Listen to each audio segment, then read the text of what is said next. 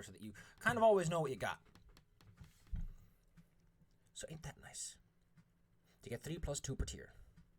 So you have 5 right now. Nice. You can also use this on your armies. There's a small handout that has all the army rules on it. Let me just slap it in your faces. Yep. Boop. It's pretty basic, it's pretty straightforward. Nothing too surprising in there. But it's time that we go to the important section. Namely, that cannabis kinda got screwed up. And then you stopped it being too screwed up by blowing up all the demons. Hooray! With the holy equivalent of an atomic bomb. What a hero. It also killed you, but then you stopped being dead because the stone was like, you know what? You guys are chill. I'll be over here. Whee. Got better. You got better. Exactly. And now, a certain lady has decided to show up. I should have done this research ahead of time as to what exactly Galfrey is the queen of. Because, to be honest, I was so busy preparing all the mechanical stuff that I completely forgot to look up the important information. Okay, she's the Queen of Mendev, as in the Mendevian army that's coming to help. But now that most of the demons are kind of gone, yeah, there's not much for her to do. Although, to be fair, her primary objective was probably just securing cannabis, regardless, as it is one of the most closest to the North Woundish places. Though, the thing I've noticed is that the module refers to to the World Wound as both a place and a concept, which is kind of confusing. I need to dust my dice tray. Ugh. Felt. The city is mostly in ashes. Even though the demons are gone, a vast majority of buildings are still smoldering heaps. There are corpses strewn about everywhere, grisly ritual sites. Many paladins and knights and guards spend hours cleaning the place up, burning bodies where possible, as burying is just not feasible anymore. By the end of it, by the end of everything that's happened, the population of 12,000 has been reduced to a measly 6,500. And that is on top of the fact that a vast majority of buildings have been destroyed, and, well, some people probably came in as well. You know how demon incursions go. People leave, people come. It's now a large ruined city, which luckily means you can still buy everything. People hate tieflings now. You can definitely tell when you wake up that any tiefling gets this look, this scrutiny. It's pushed around. Which might explain why they were so rude earlier. Although, it's kind of self-fulfilling prophecy. I don't know why, but there's like this tiny spot in my throat that's super dry, it's hard to talk. I hate that. I hate that dry ticklishness. Yeah. Luckily for you, however, the queen is here to bring some order to things. Man! It just keeps tickling. There we go.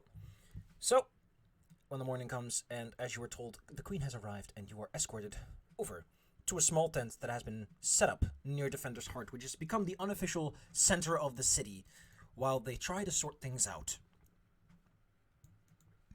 After all, it's a place where pretty much everyone's hanging out. And it's near a giant hole in the city wall, so a decent place to enter. Man, sorry, I feel terrible about it. Queen Galfrey is, let me just look up a nice picture of her, because she does look the part of a queen who's going to come and kick your butt. Get a load of this lady. We did it, Patrick. We saved the city. I mean, welcome to our city. But yes, Queen Galfrey does look the part. She looks a Knight and Templar herself, which makes sense. She's leading an army. She's trying to save the city. She wasn't quite sure as to the situation. And your thing just happened like yesterday. So mild, like, wow, going on there. Yeah. Gosh. Okie dokie.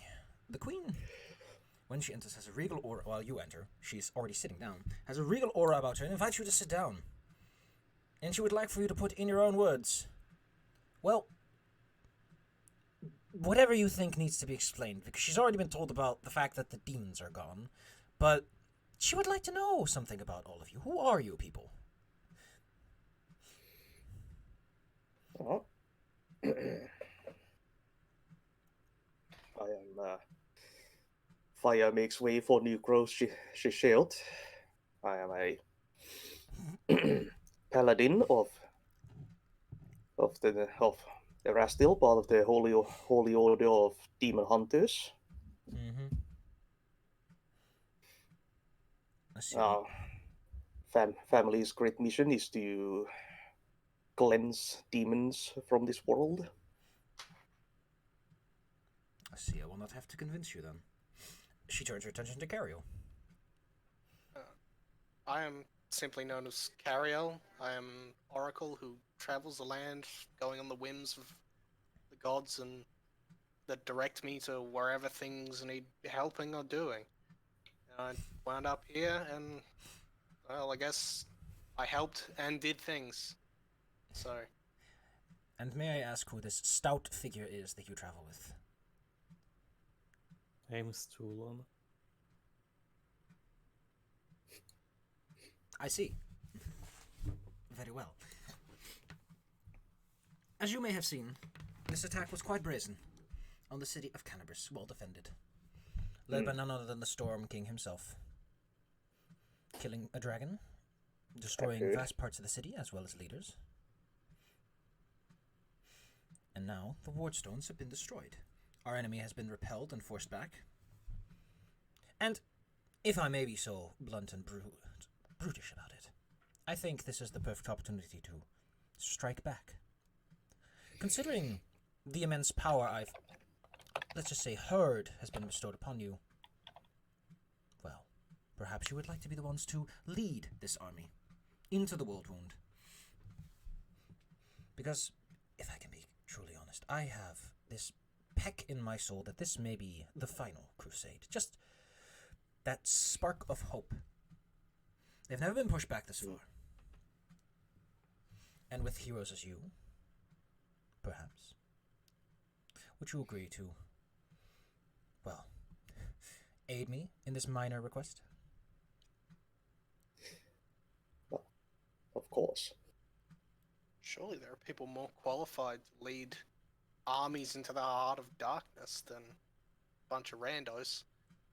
But if you're sure, then I don't see any reason to turn you down.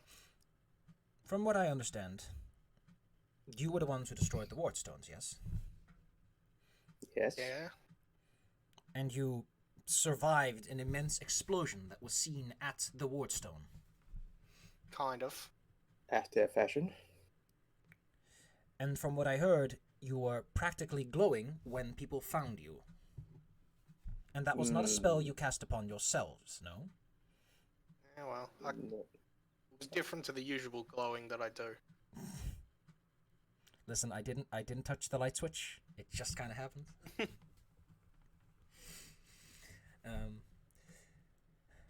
That may be, but quite clearly, fate has plans for you.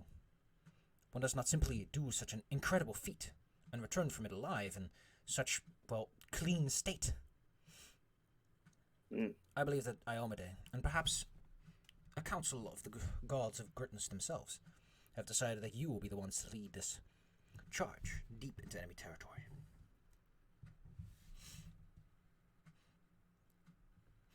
Oh. The rest Might still as have. well be the ones at the front. Just saying we probably wouldn't give good orders. Well, you do not necessarily have to lead the armies personally and be their commanders in the battlefield. But I definitely feel that your particular skills and expertise would be greatly suited for, well, the smaller operations that would be necessary around it. Yes. Additionally, having such mythic heroes besides them will surely inspire them to much greater achievements than otherwise would be possible. Morale is important. I'm willing to help wherever I can. Additionally, if you are indeed an oracle, then surely you can at least provide medical aid to those who need it. I can do my best. And Crusader, to strike at the demon's heart, to potentially seal off their entrance to the material plane, do I really need to convince you? That would be a dream, yes. Leader Close of the off that final wound. crusade.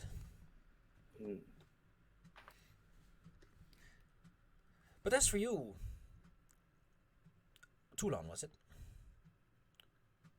I can imagine that you are a more private individual.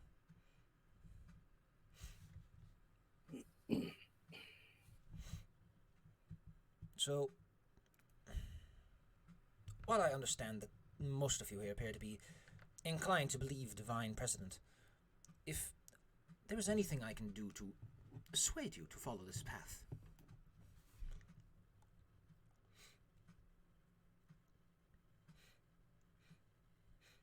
There is gold and glory, and the world to be a safer place. And as Say no more.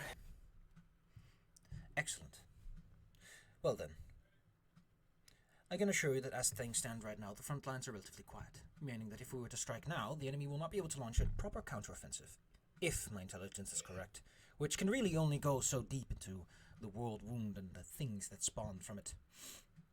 My plan specifically is to strike at Dresden, a city lost a while ago, but within it lies a powerful relic, the Sword of Valor, a banner hoisted by the Inheritor himself. Were it recovered, we could use it to strike a great... well, the demons would certainly find themselves in an awkward place to lose it after so long. They went through great trouble to take it, just like they went through great trouble to take Kenneris, and if we start to turn the tide, we can force them to be desperate. And desperate foes are far easier to undermine and disjoint.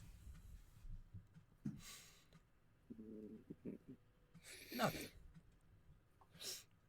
is there anything you wish to know before I show you your men? And, of course, a few assistants who will come with you. Individuals more experienced in running an army, so that you do not have to concern yourselves with the minutiae of the situation.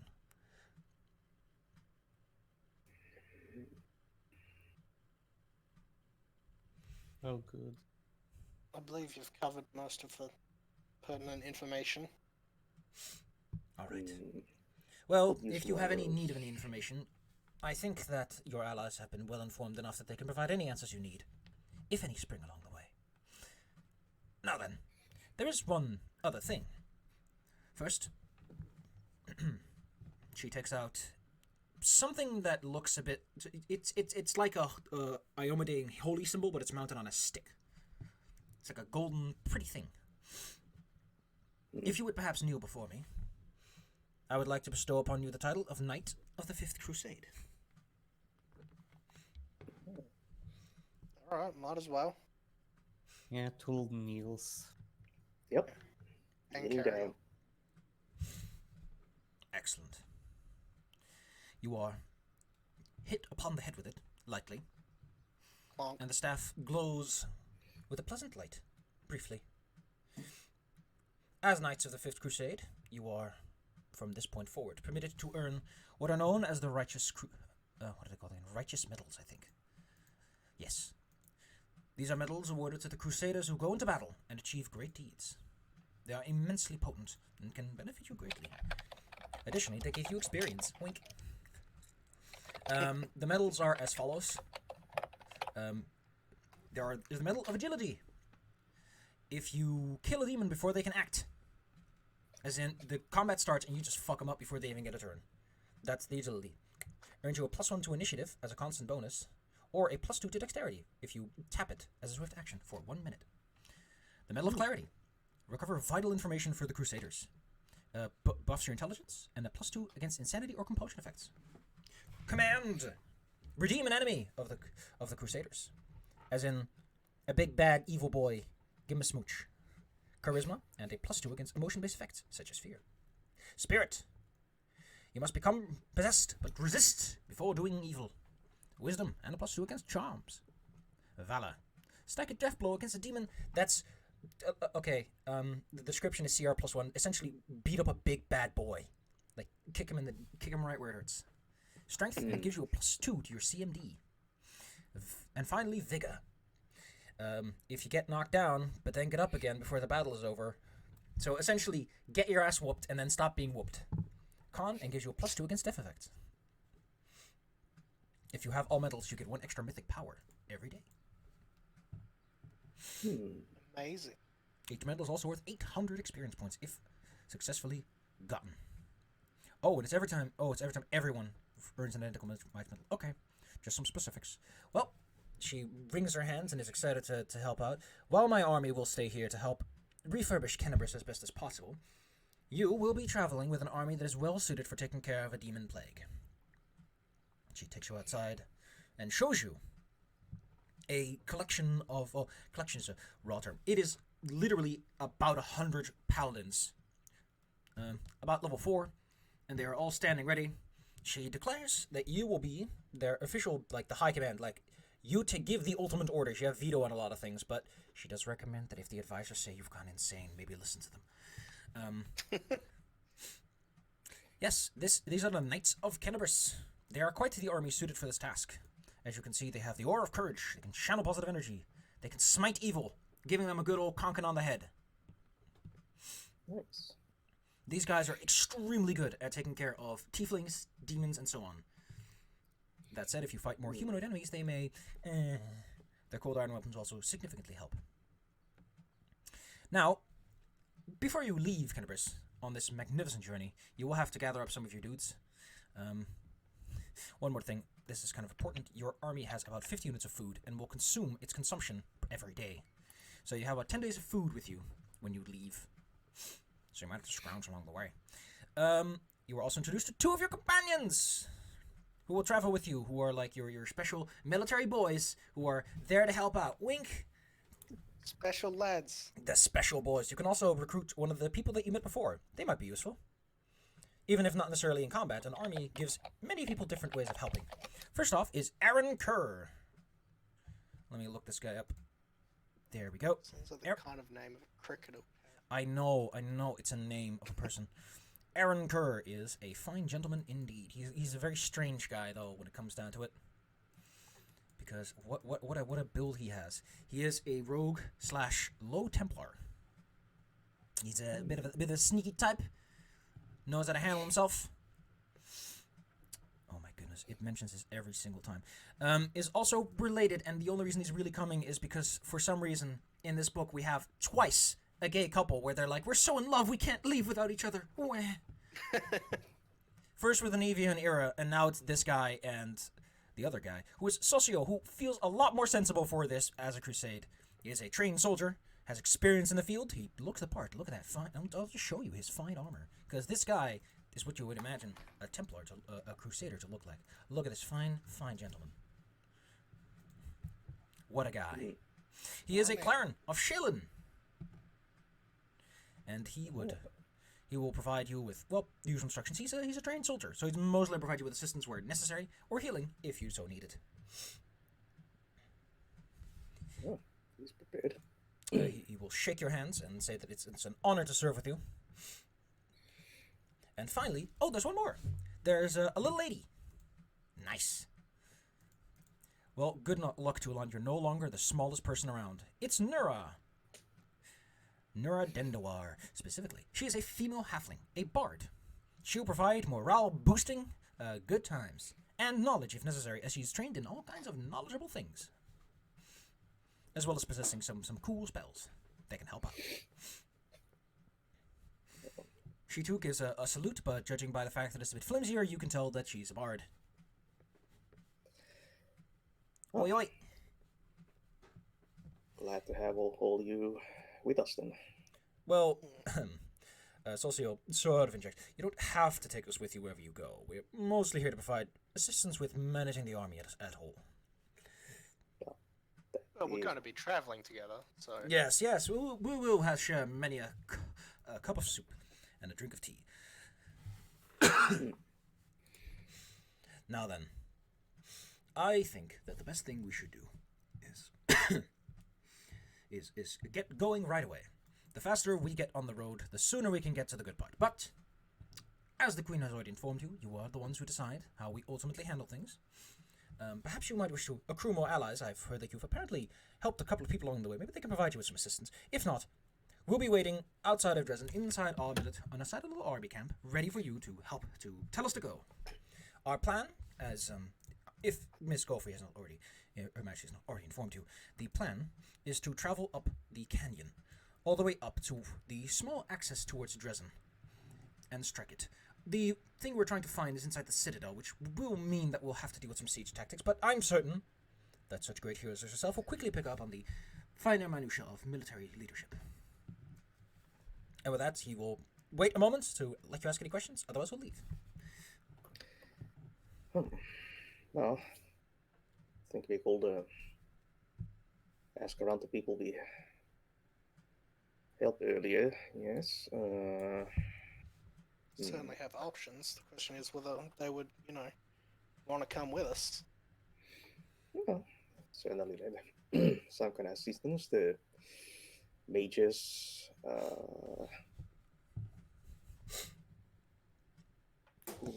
Who the hell was he? Aravashniel. The allies you made last time are Irabeth, Anivia. There's Aravashniel. There's Horgus Porgus. Yes. You could also ask Winnewog because they're still like kind of tailing you, even though the royal guards like go away. Yes. All those It names. works perfectly. They can make up their own mind and come with us if they want. I'm not going to shoo them away. It's like a stray dog that just follows you. Just get the broom out. Just, get out of it. Yeah. Oh yes, and the mongrel folk. Well, the mongrel folk will not accompany you outside. They're not comfortable enough with the light that they would want to leave Kennebrus. Right. Well, yes, they can help here then. Build a brand new alliance.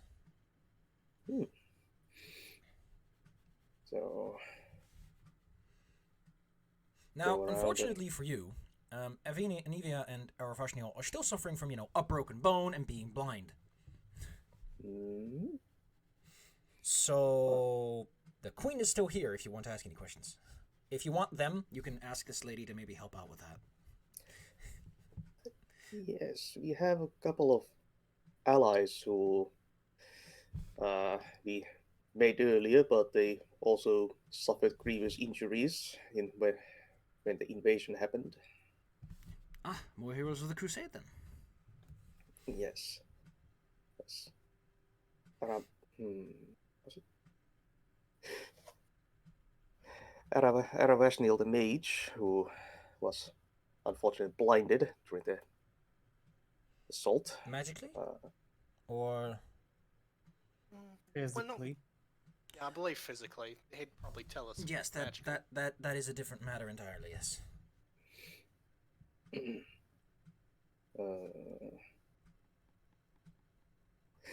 Fire is struggling with the names. Well, to be fair, I can't imagine Fire's the kind of person who would remember the names of everyone he comes across. Probably forgets our names now and then as It's well. like, who are you again? I'm your son, Dad. Ah, yes, son. That's what you call yes. your son. Well, there's Son 1 and Son 2, of course. I can tell them apart. They just have like big number 1 and number 2 painted on their forehead just so he remembers. Nice.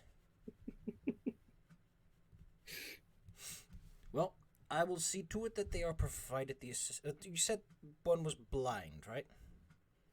Yes. The other one had a broken leg. Well, if they are important to your activities, then I guess I will take care of them. They were great assistance Nice. early on. Excellent. Excellent. Well then, I will see to it, and I will make sure that they are in suitable shape and know where to go by the end of the day. Now then, I have other business to attend. Unfortunately, I need to help take care of some of the leadership of this town now that its original leadership has kind of vanished. So if you excuse me.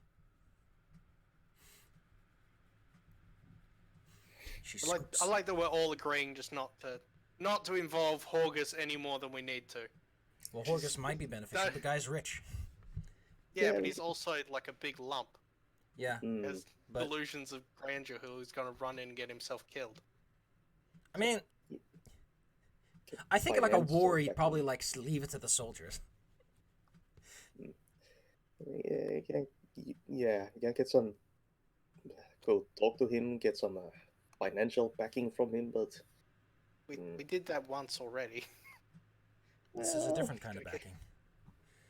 You know. I mean, you could probably promise him something like, "Hey, we can get you like a good deal in Dresden if the city gets rebuilt."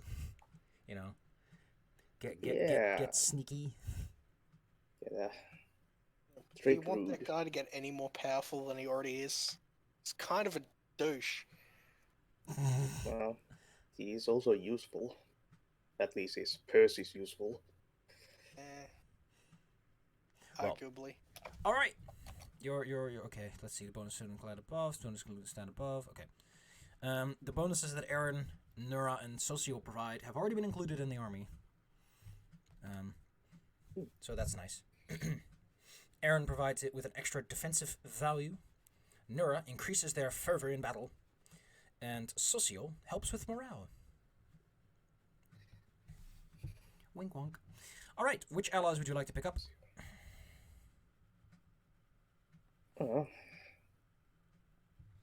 Raphael. Mm-hmm. Or The Meiji. Lover Twins. The Lover Twins. The original, the OG Lover Twins. Let's just be clear. Yeah. The classic. I don't know if Erebeth will be up to traveling, given she did just die like yesterday. I can't believe you fucking died. I mean, Erebeth is probably pretty hype about this. She died, and you did it. And you're alive, and you're apparently supercharged, and you're leading an army? Excuse me, what happened? I mean, I'd be slightly bummed that I wasn't also superpowered and now the hero of the realm. But... I mean, I asked if you wanted, and you said no. And you said no. Yeah. To be fair, she probably doesn't need more of a reason to become even more of a charging straight into battle kind of person. So what are we gonna do? Charge, and she'll basically be Joan of Arc, whose battle strategy was universally, let's just run at them. Yeah. It worked most of the time. It works 100% of the time, 1%. Eravashniel has his eyes back. He's fucking ecstatic. Hell yeah. He gives everyone high fives. His apprentices are like, ooh, oh, ooh, gaping and gawking around him. Back in action.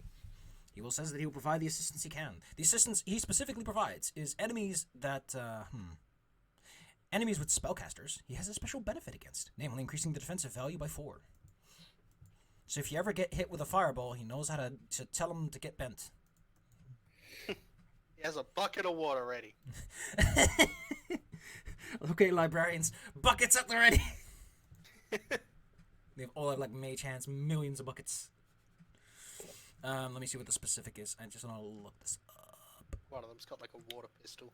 The specific Pew option. pew. Oh wait, no, I think it's a specific tactic that it grants you, which you have to select before battle, which you can't if someone ambushes you. If you're ambushed, you can't select the tactic. You just kind of have to deal with it. Spellbreaker. Oh, here we go. If you have, you can select the tactic of Spellbreaker, which means you have to say before battle. We're gonna go in like this. We're gonna kick him in the right where it hurts, right in the tickles. But that's nice. Let's see. I found a good map. Oh wow, Cannabis is way up high. I did not know it was all the way over there. Oh wow, Dresden is like all the way. Wow, that's like in the icy place. Gosh, it's gonna get cold. I hope you guys brought a warm coat. I mean, fire's made of fire. We can probably just huddle around him. Fire provides a +2 to not getting frozen over, getting the chilly willies. He's a all right. living space heater. Anivia and Tira, and sorry, the Tirabades. Why are they not called Tirablade? The Irabades. I mean, you can just call them that if you want. It's Well, your game. Anivia is like, I can't believe you got my wife killed and then got her back. I don't know how to feel about that. Listen, I did my best. Erebeth is kind of shrugging it off. She was brought back with like raised dead, so she's a little bit loopy, but she's like an army. Oh, can I lead it, please? I want to be the leader. I always want to be one. And Navia's like, don't do it, you dingus, please. I mean, if we're going to like extend the invitation to these two, I figured we at least send it to them both. I don't want to like separate them. The fun part is that Anivia will not let Erebeth leave. Okay. She's glad that her leg is fixed. Like, the queen took care of that whippity snappity. Alright. Besides, they probably need their help here more than outward. Because they were like the... Irabeth Nice. was like the head of the whole resistance here. She probably could help with leadership and rebuilding and all that jazz. So, the benefits that these two doofuses provide, Irabeth is she likes just running into things. So she provides the bloodied but unbroken benefit, which is that if an army is at half and less, which usually means they might have been routed, they get a +1 to offense. To their offensive checks. Because, it's Irabeth, and we all know how that works. Yeah, it's just not about retreating, even if it means you're gonna get decapitated. She'll constantly push to increase that tactics track to reckless. She's like, listen, if we kill them first. On that note, by the way, damage resolves simultaneously on the melee rounds and the range rounds. So you can totally lose your army and kill the other guy. Anivia will provide you with, a battlefield advantage as long as the enemy isn't in like a fortification of some kind, which gives you a +2 to your offensive modifier and your defensive value, which the typos in this are staggering. Like, stat blocks have typos, and here it writes it as DC instead of DD. This needs more proofreading. Yeah. Irabeth is like, let's go. I've been waiting for this. Knight of the 5th Crusade. Oh, yeah. And Anivia just gives you this very, very stern look. Kind of give her the look back of like, it's out of our hands. Listen, we can't stop her. She's too strong. We prayed for our grandfather too long. You know her better than we do, and you know she's not stopping. Ugh. Nice. Well, technically the last official ally is Horgus Porgus, which I'll leave up to you. Yeah, do we want to take Horgus? Do you want to bother with him? Because he's probably just gonna go like, no, never fight with a blade, no. Except he uses a rapier, so he already has. Oh, there's also Maloran, although he kind of wants to stick around. That's already been established. Yeah. Wants to kick up 'Cause speedies. he's, technically not supposed to have been recruitable. Hey, listen, he had a great time. He's gonna have fond memories of this. But for now, he wants to not die. I mean, I guess we can speak to Horgus, convince him not to fight. You decide to find Horgus. Yes. He has already started to get people together, including some of his servants that were still in town. He's trying to get his house built up, and he's like, look at what my money can do. But in just a short few days, and then we can start building an orphanage. Lots of orphans. At that point, you walk up to him. Hey, seems like his heart is in the right place. I can get so much political clout building an orphanage after a war, and yeah. Hey, seems like it isn't. I mean, that's just the cynical part of your brain.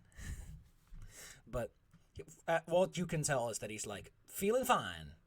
He's after that big old explosion, everything seems to be looking up Millhouse. So what do you say to him as you approach this gentleman overlooking his mansion rebuilt? Well, I suppose we mentioned we're going on a bigger crusade thing full of glory and adventure, and eventually we're going to get to what was the place called? Dresden. Present. Dresden. Okay. I mean, yeah. 3 people is hardly a crusade, is it? Yeah, but we've got a whole army and then 5 other commanders. 6, I think, actually. Can I just ask where you got this army from? How do you just get an army? Oh, you know the queen. Yeah, the queen shut up and she was like, hey, you guys are rad, and then she gave us a whole bunch of stuff. The queen, you say? Yeah. Yep. Would you mind if I sponsored? If you going to give us money, I don't see why we would say no. I mean, I have contacts. I know people. I can make it a lot easier for your army to move around without consuming as many resources. That would certainly be helpful. I'm sure Nice. we could, spread the good word of your family name in return. Alright, in that case, Horgus Porgus will reduce your consumption by 2, down to 3. So you only eat 3 baskets of food every day. And he starts, he's like, oh yeah, I'm doing good things, getting clout. Today is a great day. I get to sleep in my own bed. Hello everyone, it's Boo here, and today I've got a video that I want. Oh man. I can't believe Mina is showing us a video. Guest starring in this Hello tabletop game. Boo here, and today I've got a video that I want to talk about. Ow. Ooh, that's interesting. Horgus would like to know if you want him to actually come along, or if this is just like you showing off. I don't think that's strictly necessary. You seem to have your hands full here. I have many plans for the city. Now that it's basically been broken down, we can build it back up with newer, more modern buildings, more suited for the population to come. And if you, well, I believe that after my fine lessons to you, you should be able to handle yourself and maybe even make this place a little safer. And then, well, everyone will move into my fine new estate. Cannabis will be Yeah. the shining gem of the north. Yeah, that's what we did. Yes. You learned from Remind the me not to live best. here. I have weapon focus, you know. Hmm. I took a feat. Fancy. That's nice.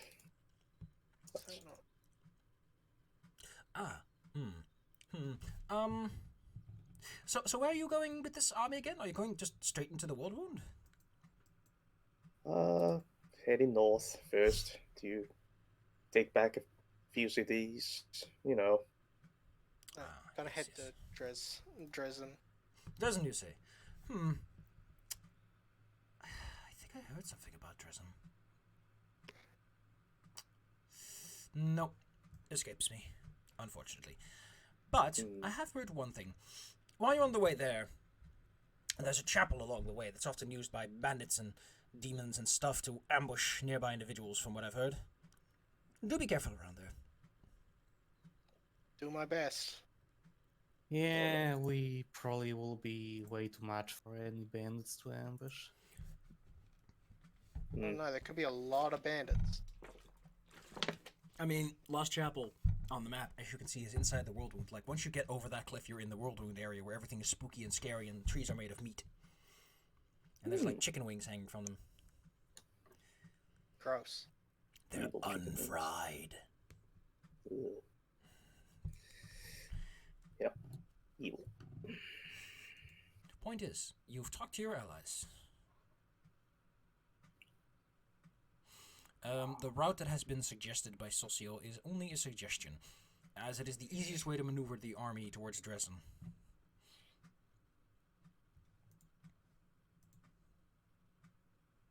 I thought I prepared the map with the... I didn't, because I'm an idiot. Oh boy. See, there's a map here that comes with it that has the army encampment on it, so you can look at your army and go, that's an encampment. All right, kids. What's the next step? Who do I have to smooch here to make this happen? Well, we've gathered our troops. We've gotten Will I, most stuff we can. will I just get on a resupply of arrows? Yes, you can take some time shopping around town if you need to. Okay. I guess I'll just buy a couple packs of arrows then.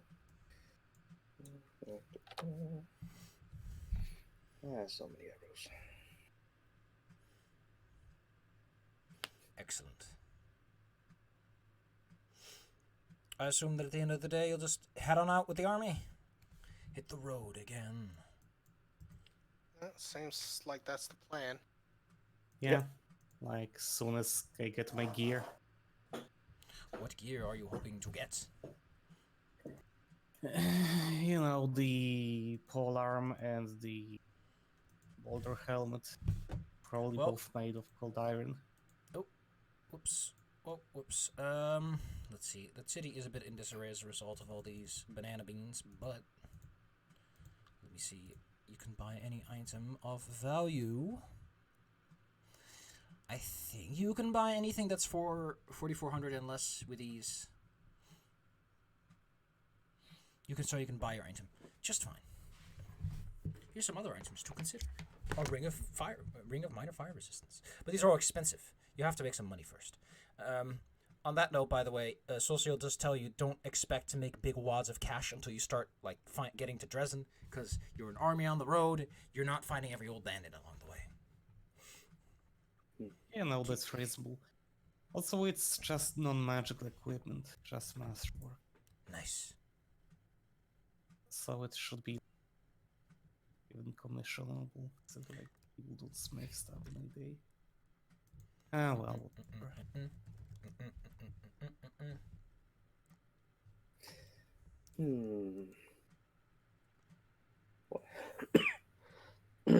I wonder how much money we actually have right now. You want me to make you a Google Drive sheet you can put it all into? Would be That'd be something to do, like, between sessions. Yeah, well, I can just easily throw one together while y'all go and travel to your first major destination. Anyway, I make a little army map. Oh man, it's base camp. Yes, it's not to scale in any way, shape, or form. It's just meant for, like, reference's sake. You're at the camp. Anyway, time to hit the overland locations. Your first destination, by Socio's plan, is to go to Valis' Gift, a small village that's just north. Shouldn't be too hard to find. Your backups have moved. Nice. alright. Let me just check out my information, because I need to pull out another sheet for this. Let me see. Did I get everything in the pre-section? Army of amounts, resistance to the gang, medals, yep. Taking care of all that stuff, like a smarty. It's time to go to Valis' Gift. Will take you about 1 day to get there. Which means that once you get there, the army will be like, kick up our feet. Get a shareable link. Anyone can edit. Quite a Copy long, link. long journey to Dresden. It will take you around, it won't be that long. It's like a couple of days. Let's see. 1 day, like 5 days or so. 5 to 6, maybe a week. You also told that the Villareth Ford is like the last bridge this far north that leads across the river, so yeah. Let's put that in the footnotes. Alright. Going to Valis' Gift. You have a loot sheet. Please make use of it. I don't know why, but the first destination is nothing. Valis' Gift is a smoldering ruin. The once fertile lands have been corrupted by demonic essences. Large stalks of wheat with spiky heads grow out of the ground, and several people have been impaled on spikes around the place. The whole place is unnerving, and smoke still hangs thick in the air. Well, that's unpleasant. Yes. Your army consumes its daily quantity of food, and the day passes by. Unless you wish to do anything with these ruins, but they just look depressing. Well, you know, quick cleansing thing. You have 100 level 4 paladins with you. Yeah, kind of just blast this place with holy energy. The necessary rituals are performed wherever evil is smelled. You know, we don't want undead adding to all the other problems around here. Judging by the lack of corpses you find, either they've already taken and made all the undead they were planning to, or there aren't that many people that died and most people just ran away. However, Well, yes, still pays to be sure. of course. Your next destination is Villareth Ford. It's a quiet way there. It's the most northernmost crossing point in the West Sullen River, as your assistant happily tells you. It's a 1 day travel, 52 miles to be specific. By this point, you've traveled around 80. The terrain gets colder as you go. The cliffside over to your west never quite changes. It seems unaffected by the cold, whereas the plants here become more greasy, more like studded. Then, oh no. While Villerith Ford was technically held under by the Medevian army, it no longer is. As Anivia comes back and reports that she's seen like a bunch of tieflings on some fortifications on the bridge. They seem to have finished up the battle rather recently, as they're still piling up bodies and taking care of prisoners.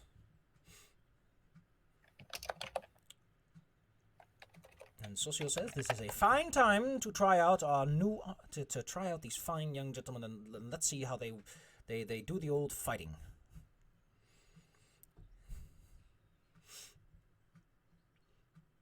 Oh, okay. Let's give them hell. So, unfortunately, it turns out the battlefield combat was actually made more for the kingdom system, because there isn't really that much more to it other than two people slamming together until one dies. Exciting. Exciting indeed. Alright, here's how I'm going to tell you how it works. You may have seen that you can select your tactics, then you will engage for your range attack, then you will slam into each other in melee. This repeats until one army is routed or destroyed, or someone withdraws for some reason. Once you are in melee, you have to select your tactic, which is either defensive, cautious, standard, aggressive, or reckless. Each of which increases or decreases your defensive and offensive maneuvering value, as well as changing your defensive value. Each day, an army recovers its hit points in ACR, so don't worry too much about getting beaten up. As I mentioned, if an army is reduced to... it's an army hit points equal to or less than its ACR, the army may scatter, as they are just too scared. Alright, let's slam these two puppets together. Anivia provides you with some information, but there's only so much you can get. The enemy's well entrenched, and their encampment makes it difficult for her to provide a proper scouting report. The army is that of tieflings. It is a large army, which means there are hundreds of them. About 200, in fact. They're all sort of sitting up in their little towers, like they're snickering. Even from here, you can smell evil. Evil. Shall we proceed? Select your tactics.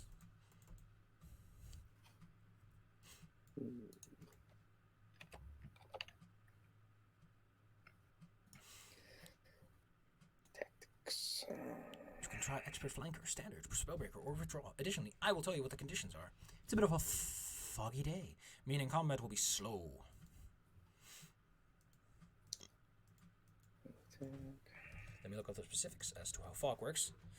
Fog reduces all damage by half and gives both armies a +2 on morale checks to use the withdrawal tactic. So it's easier to run for cover.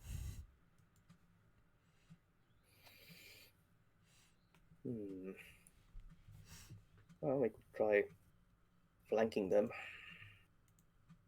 I mean, it's a bridge. Right.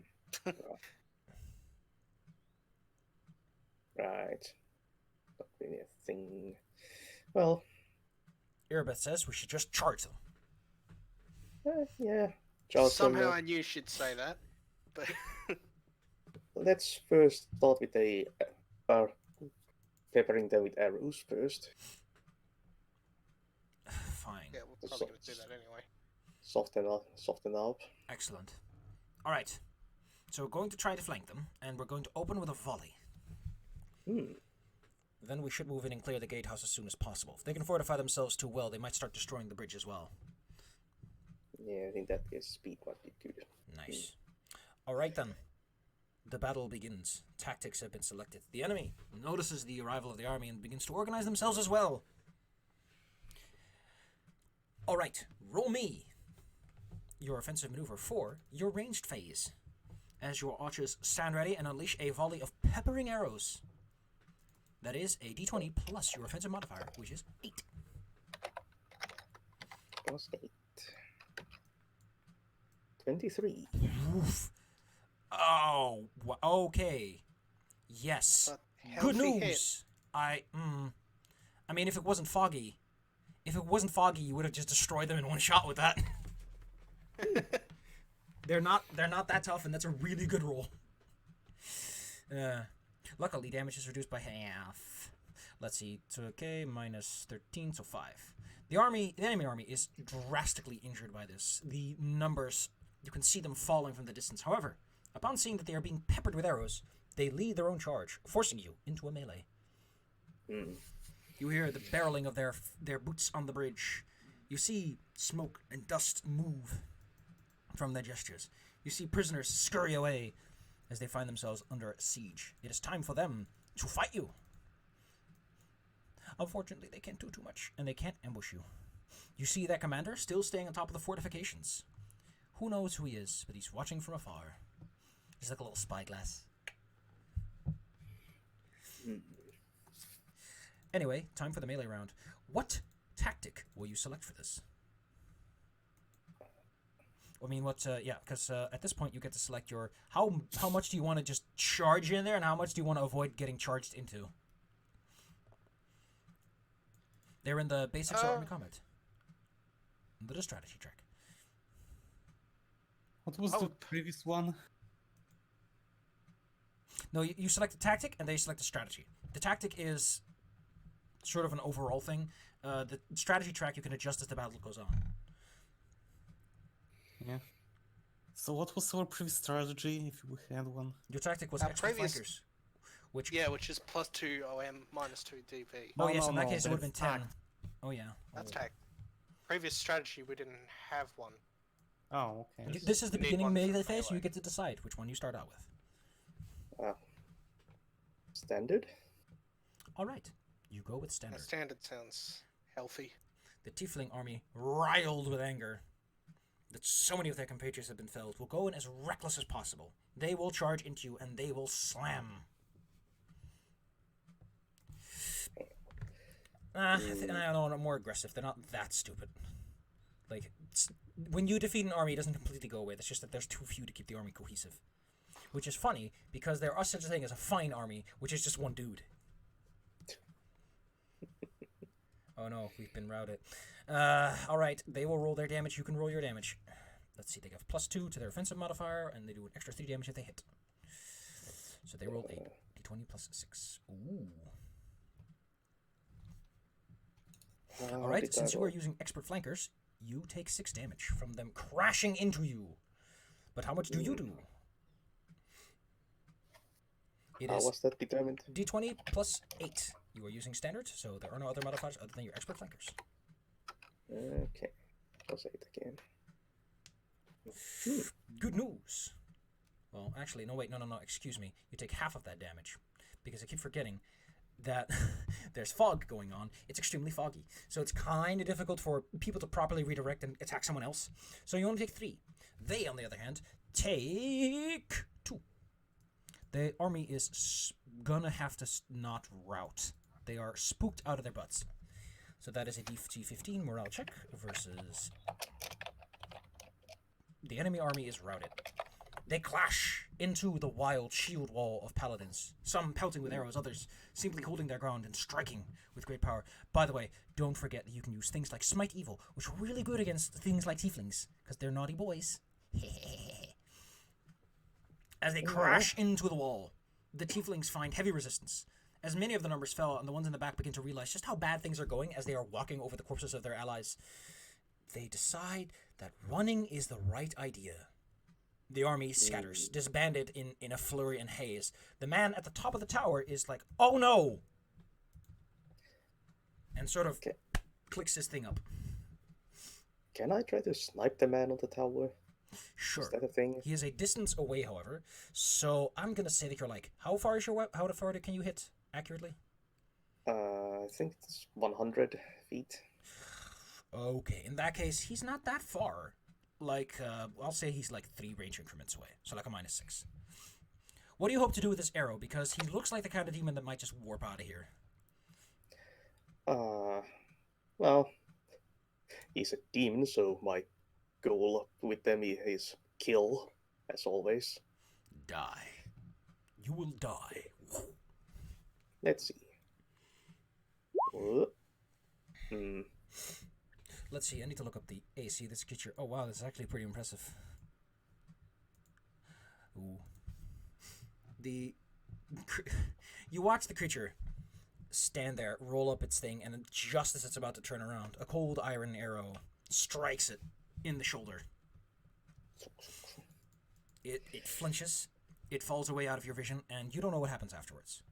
When your army finally rushes into the fortifications of Villareth Ford, they cannot find anyone. They do find like a dude at the top, like the little assistant they had with them, who says that they've run away and they are warning the people over at Keeper's Canyon. They got their hands up. As this all goes on, a couple of other things are happening. There's a lot going on. It's a whole day. Things happen. Please. Erin suggests that you could try to scavenge some supplies off the bad guys, though your army isn't very interested in gathering supplies off tieflings. Ugh. We need to be practical-minded, so I'll... You need to roll a successful DC 20 diplomacy check to convince the army that this is a good idea. Because they're all like honorable paladins and they're like, bleh. They're stuck up. Oh, just. Cario reassures them that this is a good idea. Wink. In that case, you find the following. On its stomach. You find 2 units of food, but more interestingly, you find what's called 3 units of goods. While you can't use these goods immediately, they are useful later when you've taken a town. So just make a little marking somewhere, 3 units of goods. Erin will explain to you that goods are... They're essentially like large boxes of random stuff you can use to improve a city or build a building. They're goods. Good things. This will certainly help build up Dresden once you've taken it back. Can we use channel positive energy to heal the army?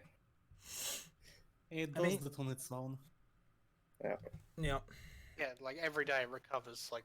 I think it's every day if you don't move or anything, but okay. There are a handful of survivors that are still left. It seems some of the tieflings took time to hoard them up into a small building while you were busy fighting. And as your paladins let them out, and you're shown over, because you have to decide what to do with these people, you are shown a lady known as Camilo Dan, a tall, proud woman who would like to thank you.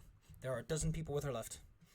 And she is just impressed with how, well, magnificently you handled it despite the fog. Yes, well, Erastil is with us, so I aim will be true. Must be so, then.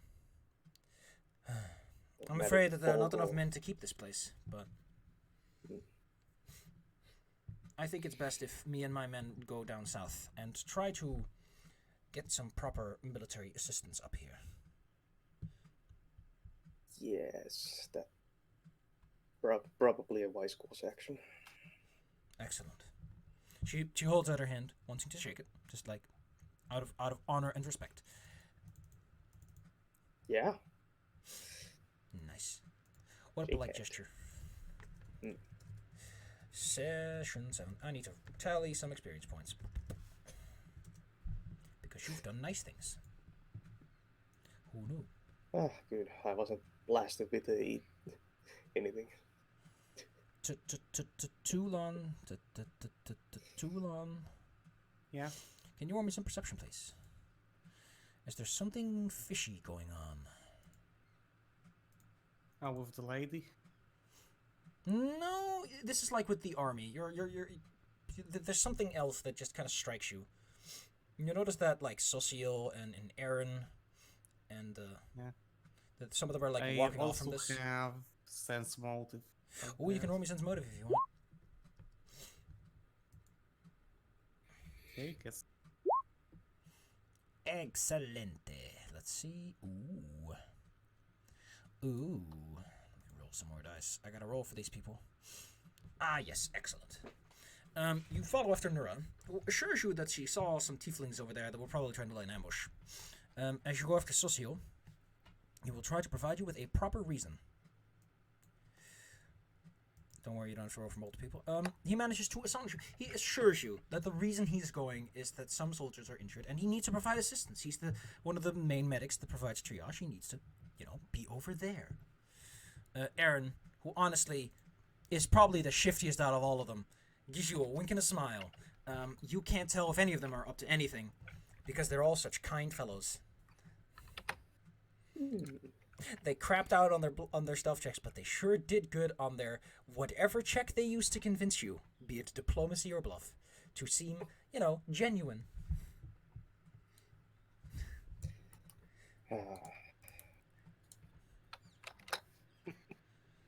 Erin insists that he must play gambling games with the soldiers to keep their morale up.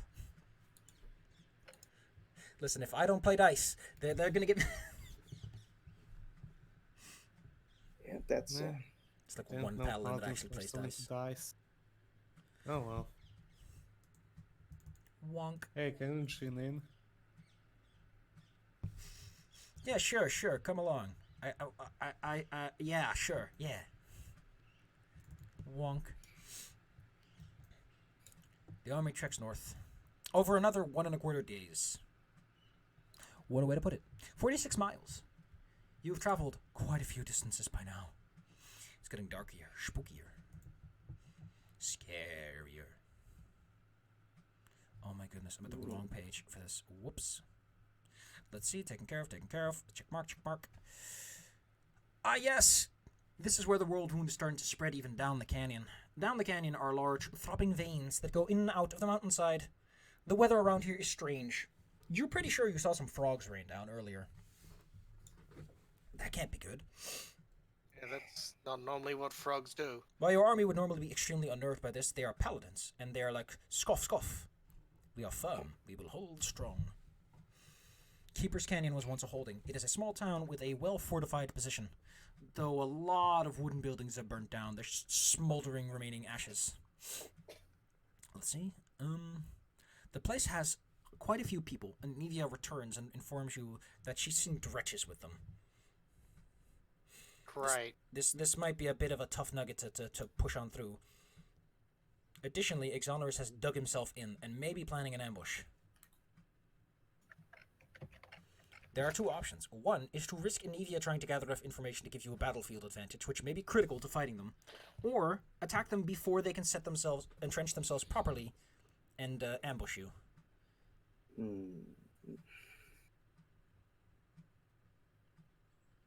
Charge? How are we feeling about charging? Well, I know one of our teammates is very about it.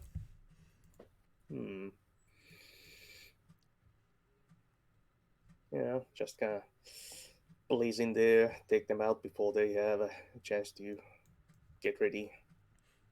Russian full offensive does seem tempting. I mean, they're still like digging up. They haven't fortified themselves quite yet. Yep. Excellent. Just blast them. What kind of tactic are you employ? You going back for a flanking advantage? Sure. Cool. I will decide what the situation is weather-wise. I need to look up wind effects. Oh, cool. I need to look up weather effects. Severe wind. Tell me what a severe wind looks like. Severe winds. Oh, there we go. A -4. Okay. It's raining. When you decide to launch your attack, charging out, the paladins following after your noble commander, whose idea again is just bonk him real good. Before battle, you were definitely informed that the Dredges, being evil outsiders, would benefit the most from getting conked with a good old-fashioned, Yeah. But first, you're going with flanking? Just asking what your tactics are, or standard? Flanking? Be good at flanking. Yeah. What's your plan, Mina? They wouldn't count as spellcasters, would they? Yes. Now, if I were a snobby little baby boy, they do count as spellcasters. Tieflings have innate spells, and Dredges have some spells as well. So technically, yes. Spellbreaking them would be effective. There's no penalty to spell breaking. Nope. Alright. What does it do again? They provide you with a +4 to your defensive value for the battle. Yeah. No downside at all. Yeah, that sounds a good idea. Excellent. I'm hearing like a whole bunch of people make a whole bunch of noise. Excuse me.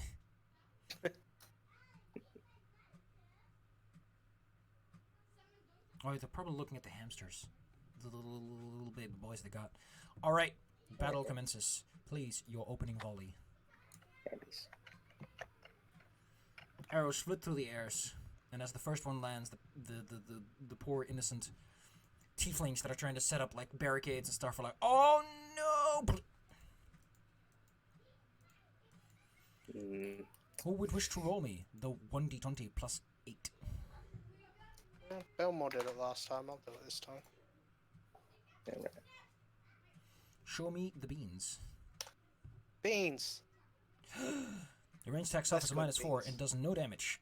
The army is too well secured in their current position. It is then that they charge in. As do you! Charge. Okay. Oh wait, no. The Dredge army also gets to make a roll. They have ranged. They have a +5. They do not hurt you. Their foolish spells do not hinder you in any way. Alright. The Dredge army's tactic is going to be relentless brutality. They take a +4 to their operating maneuver and -4 to the defensive value. You have to select which army to attack. Both armies have 9 health, as a little footnote. The Tiefling army is on the outside, so you'll probably have to beat through them first. So, melee phase. What is your starting tactic? Your strategy? I mean, bringing Smite Evil in on this one makes sense, given It's that not they're a evil tactic. outsiders. That's just a special thing you can do. Another thing, Oh. by the way, is that with this increase in defensive value, you can just go reckless without any actual penalty. Oh yeah, because Spellbreaker gives +4, that Yep. cancels out thing. Yeah. Just go nuts with it. Smiting evil and slashing about. while Erebeth still defending. recommends leaving the smiting for the dredges, but sure. Alright, so you're gonna smite evil. You're going in reckless. Okay. Dredges. You get a +6. What's going on, Mina? Is it really necessary? I meant more the Smite Evil on the Dredges, but if we're Okay. attacking Well, the Tieflings, then... I was also meaning that. Alright. In that case, Smiting you right. just get a +4 to your offensive. The dredges will roll with a +9. And the tieflings will roll with just a +4. They will use standard tactics. Let's see, sneak attack, economic, okay. The dredges roll +9, 25 against your army. The tieflings roll a humble 18. Meaning they don't do any So damage at all. ours will be D20 +12, thanks to Reckless. Yes. Oh, whoops, I accidentally opened the sheet. Okay, so can someone roll me the d20 for the damage roll, for the melee round, as you actually clash? 2. Plus Great. 12, 14. Well, good news, everyone. Since you're essentially just slamming into the tiefling army, and you're using Reckless, and you have, like, the +6 to damage, you just kind of roll over them. The tieflings are absolutely stunned by this. They try to break your charge, but they're ineffectual. Like, you kill them too fast for them to do any damage. Unfortunately, this gives the dredges the perfect opportunity to start pelting every soldier they can in the back. With ruthless efficiency. I'm honestly starting to go nuts with these people just screaming next to me. Goddamn. It is the next melee phase. Do you wish to adjust your strategy track as you go for the dredges? Maybe tone it down a little. Yeah, just a little. You go to Yeah. aggressive. Go down to aggressive. You now have a DV of 20. Your offensive modifier is... Actually, it's now 12 again. No, it's 14. Oh. It's 2 and 4 for smiting. And you do +3 damage. Alright. Roll me some damage. The dredges will try to hold the gates and pelt you as much as they can. Holding firm in their cute little fortifications. Yeah. Well, we It's kind of +14, did you say? Yes. Which is they their... got also smite evil on them. Oh, goodness. The dredges roll a 24. Against your 20, so that's 4 damage. The dredges, however, are annihilated. Though they hold the door. Erebeth's charging tactics turns out to be a great idea. as they just sort of start waltzing into the door until it breaks open, providing cover fire where they can. And once the smiting begins, the smiting never ends. Bam, bam, bam, bam.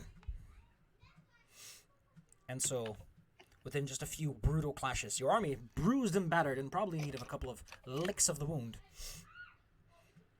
falls silent. No dredges to be found, the few remaining scattering in the wind. Socio comes up to you and congratulates you. You've proven yourself quite competent commander so far. You've managed to rout these enemies in, well, far less time than I would have taken. Erebeth stands atop of the small fortification, holds up like a dredge body. He's like, yeah! Woo. Glad she's having fun. That was a pretty large, yeah. Socio politely escorts you back to camp, as the army will try to scavenge what they can in terms of food and supplies, as this place looks like it's been stocked. Which will provide you with 1d6 units of food and 2 goods.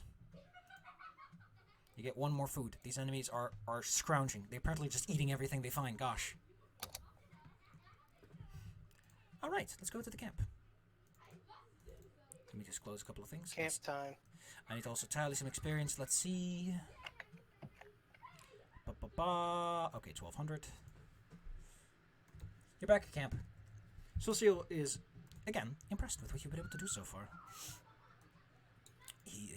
We would like to know, like, what inspired you to activate. By the way, thing I forgot to mention: you can use your mythic surge once per battle to add your surge dice to the offensive maneuvering. Just a thing you can do. There's a lot going on, I know. But you wanted to try it, so here we are. Okay, I know this map isn't accurate. I know this is way too big. But I don't care. We're not using the grid. 5 feet. Great, 5 feet. A lot of feet. Please don't ever say that again. There are a lot of feet. Alright, you're sitting at camp with Socio and the gang, having a nice little sit out, a little cookout. Socio is nice and big as ever. What a large man he is. Put yourself on the map somewhere, have a good time. You can even pick a tent if you like one.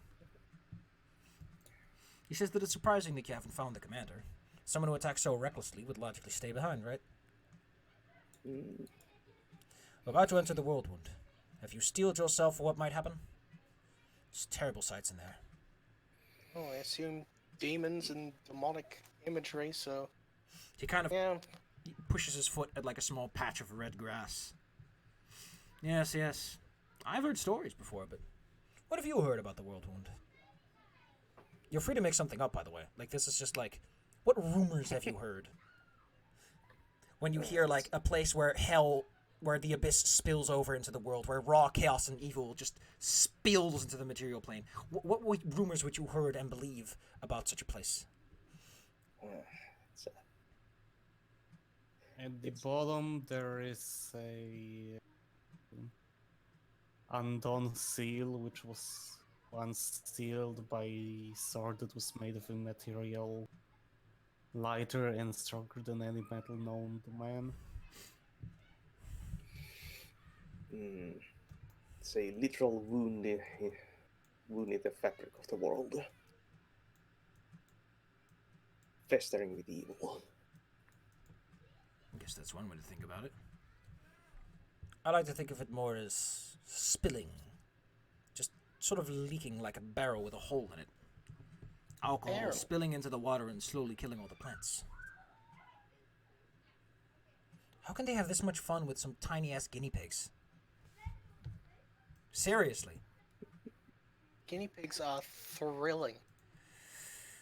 Ever seen one? It's better than a roller coaster. I'm pretty sure you can see Socio's name. I appreciate the correction.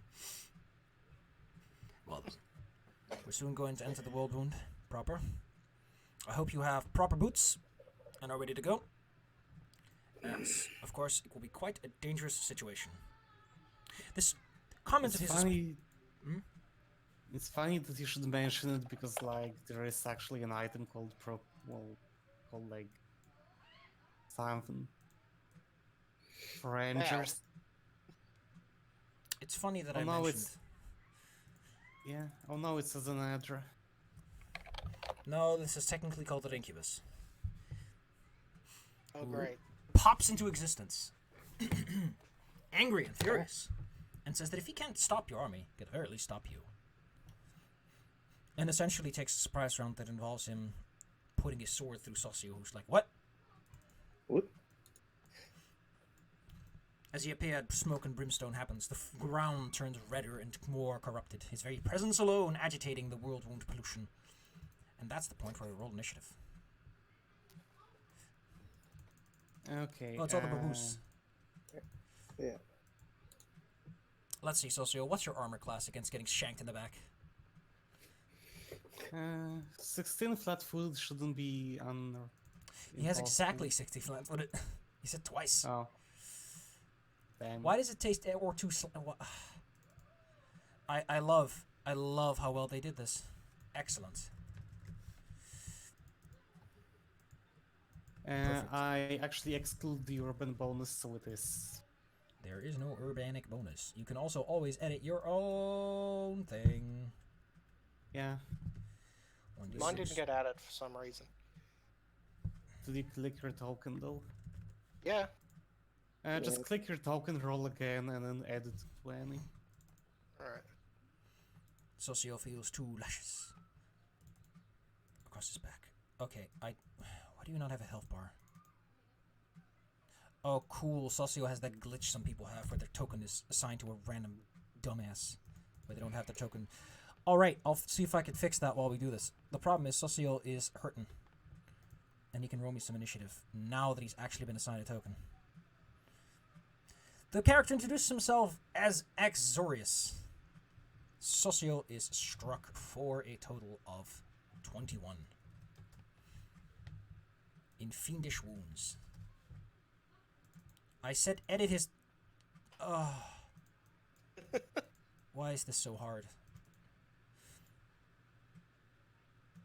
Move image? Okay. Okay, I'll fix this. You just wait.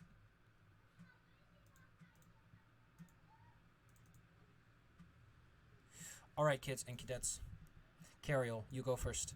This powerful demon has appeared before you and has started to beat up this boy. Well.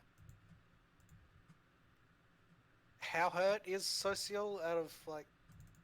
Out of total? Oh, god damn, it still does this. Why does it do that?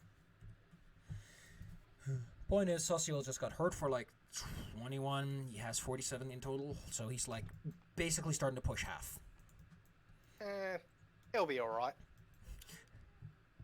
I'm gonna just immediately upon seeing a demon, just bitch and throw a spear of purity at him. Eat banana beans, mother clucker. Cool spell that I have. Okay, So that's 12 damage. Oh wow, let's see. A creature struck by must make a ranged touch attack. The incubus has touch AC. He is not below 10, so please roll me Dex plus your BAB as a ranged attack. Should be a ranged button. Yeah, ranged. His touch AC is 12. Wow! Your divine spear strikes him in the eyes. Ow! And he's blinded, divine light clouding his vision. Fire. Take that. He can't defend himself. Honestly, this is going to be the easiest shot ever. Except for the... oh, yeah, precise shot. I forgot. Like I care. Oh, wait, there's a will save involved. A successful will save gets the blinding effect. Oh, he gets a will save, too. Weird. I forget. This isn't 5e. Fire. String your bow, please. Oh, he's restarting his router. Alright. Socio will take his turn then. Let's see. What are Socio's tactics? How does he like to handle himself? Okay, here we go. You know what Socio will do? He'll kind of stumble forward. And does he actually have deflection? No, he does not. He will cast upon himself Shield of Faith to ward himself. And I need to seriously stop having the hiccups. Oh. Welcome back, Belmar. Yep. Socio's trying to provide, trying like stand in the way so that he can take the shots. Fire, please take your turn. He is blinded and he no longer is next to someone. Oh, okay. Well, I will first target him with my smite.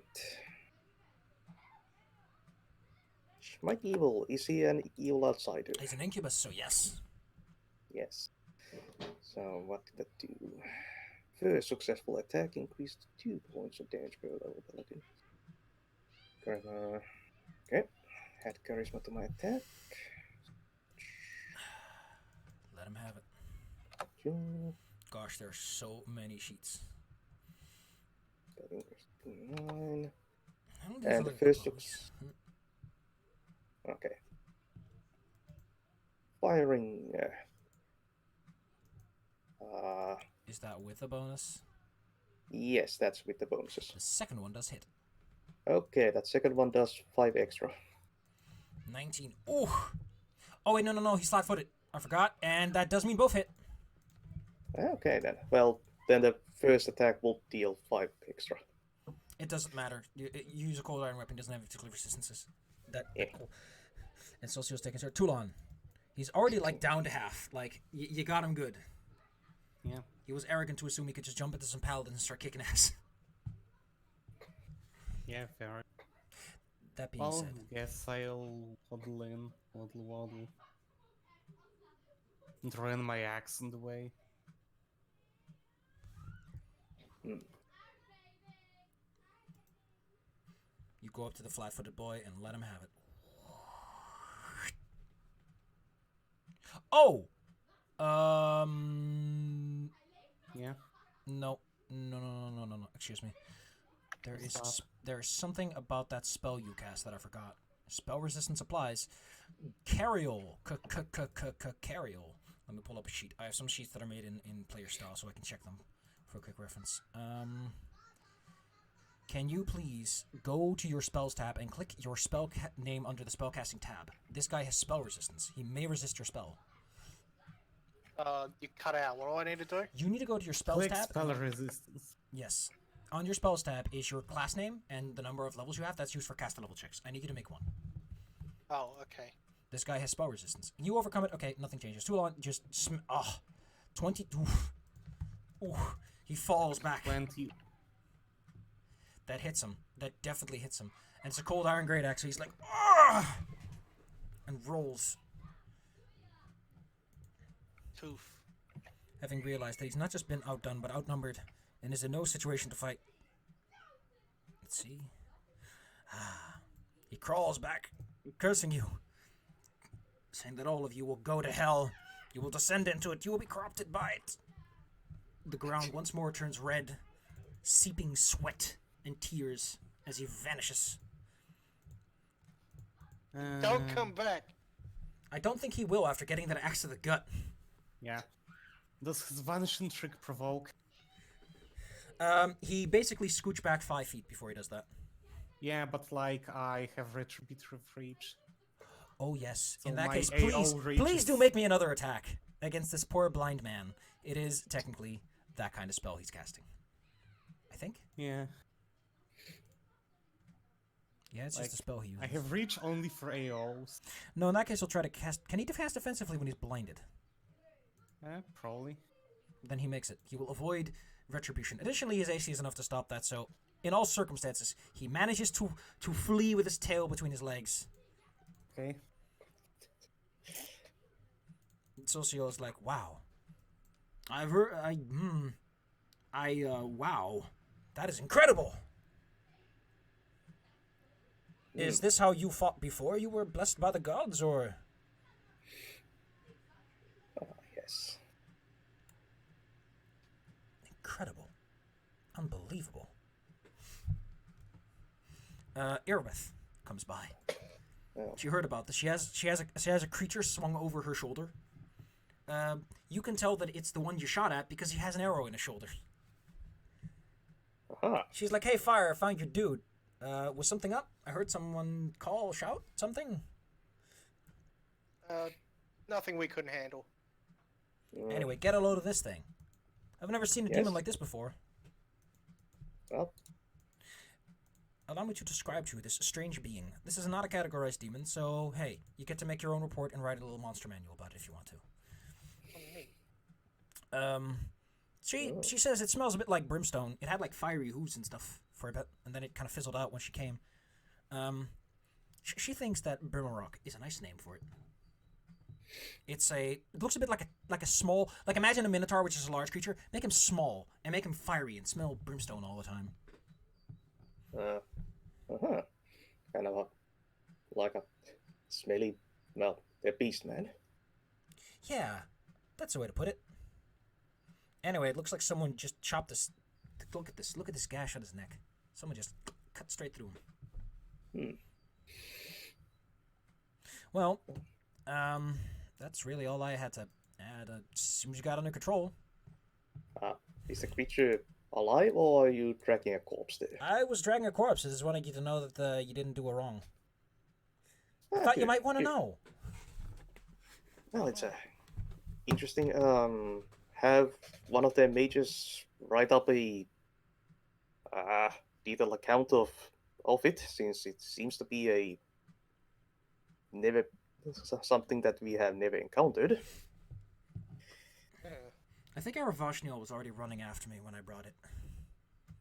You see him in the distance, like running towards you. Oh, good. His apprentices in tow, all having their books ready. Yeah, I'm sure they'll take any opportunity to write some things. Well, didn't your friend tell us about some chapel? Yeah, there was apparently a chapel full of bandits somewhere. Probably demons, considering where we are. I mean, Well, demons can be bandits.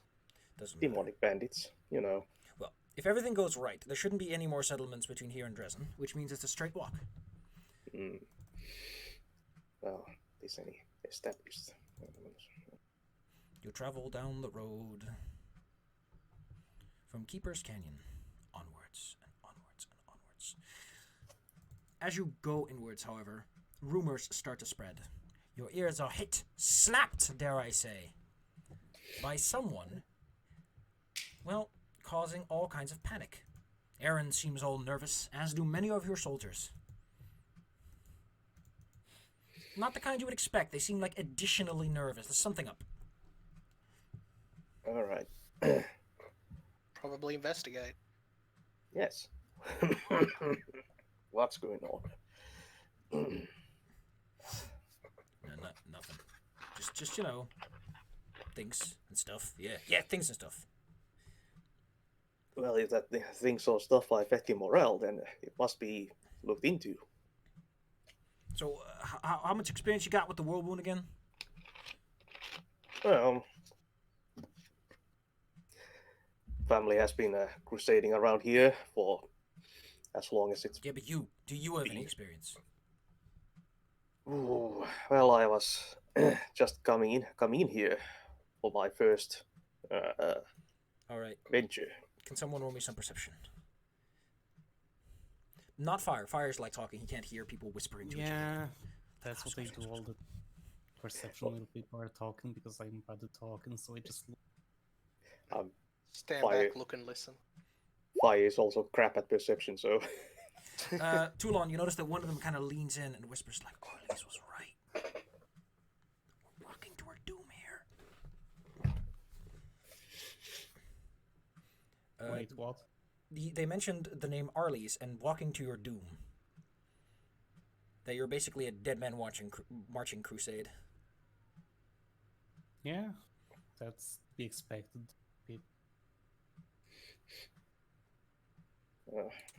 What's all these? What? Up to nothing. Sounds like you guys have some information that you're not sharing with us. Hey, listen. People talk in the army, you know. They have their friendly chats. They discuss the situation. Tactical discussions. Well, maybe you could share that with us. You know, the leaders of this here troop. I mean, it's small tactical stuff. Not unimportant for people hanging over battle maps. Hey, In conflict, every bit of tactics counts. Could be the smallest thing that could change. Listen. the tide for the entire fight. It's Arlie's Yastander. Okay. You could go talk to him. He knows all about this. All right. We don't know anything.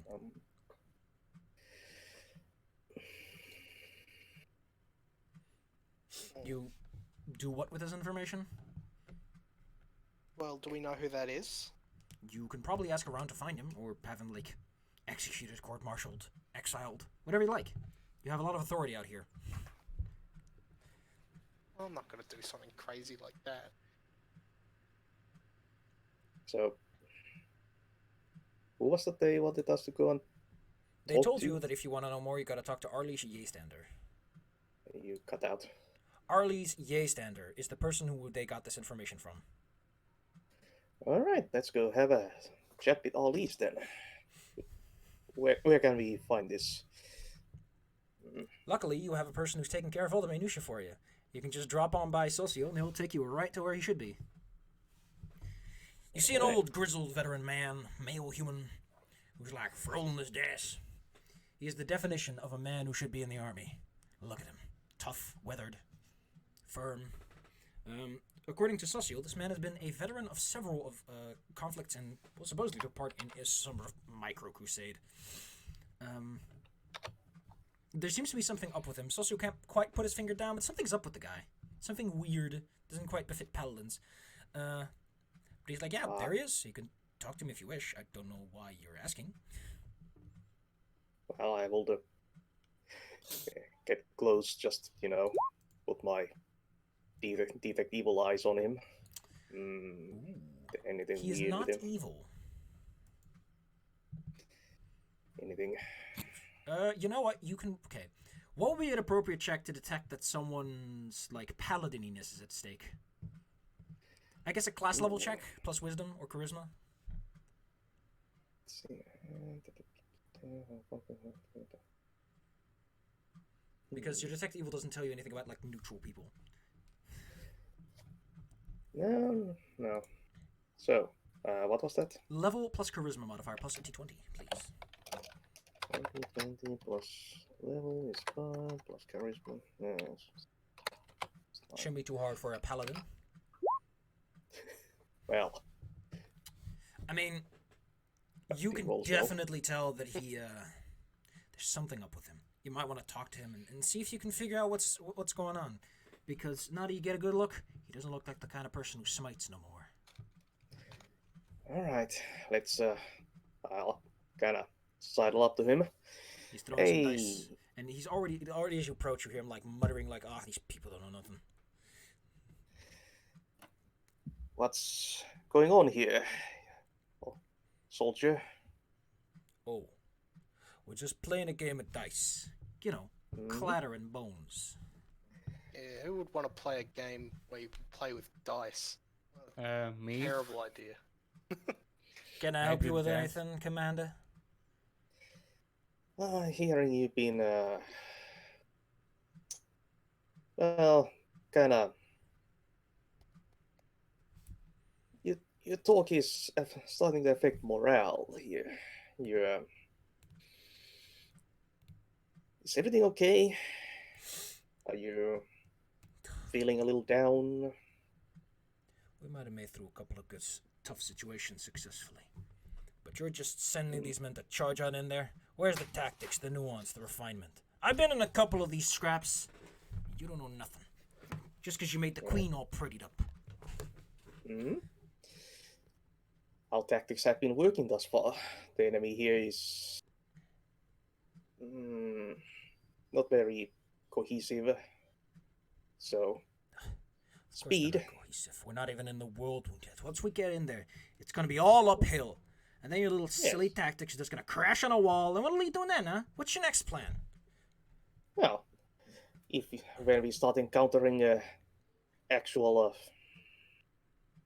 competent foes, we will of course put a more refined strategies into play. Thus far, we need to get there fast, so we blaze on through. The only reason you would even slightly They competent. melt like butter in our way. You're just a bunch of figureheads leaning on a more experienced people to lead the charge for you. Well, if they...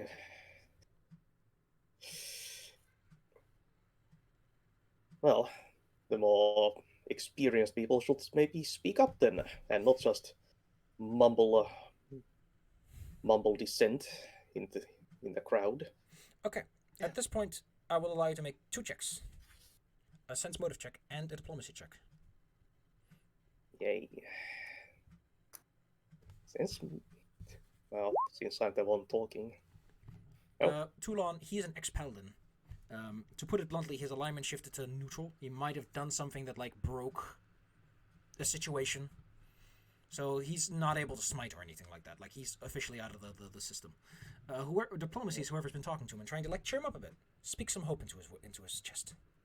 Yeah, let's try to do that. Fire, you Put on a speech. you put on a bit more. You can fill it in if you want. Or you can let me just summarize what you do. What do you wish to do?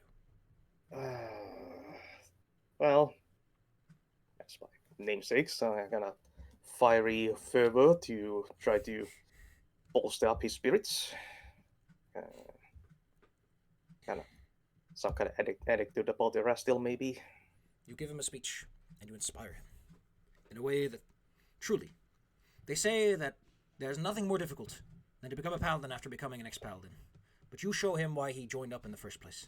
That fire he felt in his chest when he first signed up, when he first took a stand against evil, when he swore that oath. He stands up with you and takes a polite bow. Sort of like when you start chanting in a bar and someone joins up with you. That's kind of what this is. Yeah. He cannot help but feel something well up in his heart, tears perhaps, that he's been so denouncing. Like, clearly, he might have judgments on your character as a commander aside. You clearly have the heart for it. And maybe that's what this army needs. You already have a competent commander. All you need is the heart. Someone to lead, someone to hold, someone to glue. And as such, this... Oh, wait, I did some wrong things with the experience here. Excuse me. He leans in and says that he trusts in you, Commander. You are the man of honor. And if this will be the last crusade, then it will be you who leads it. Well, I trust in you. I, in turn, trust in your sword arm and experience to keep your fellows in line. Good news. This prevents you from taking a -2 morale penalty as a result of him being a little shit.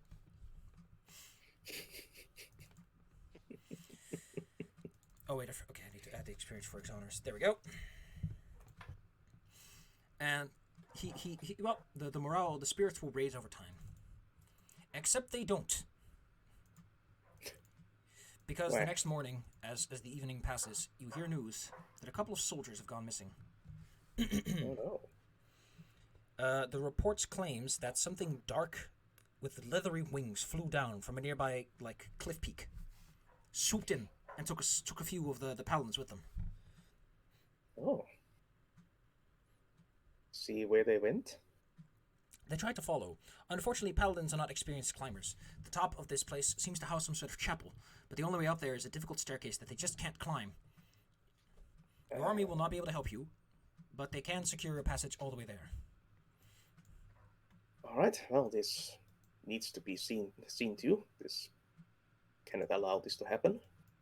Yeah, we need to protect our own. You need to show that man that you do indeed stand for everything a paladin stands for. Yeah.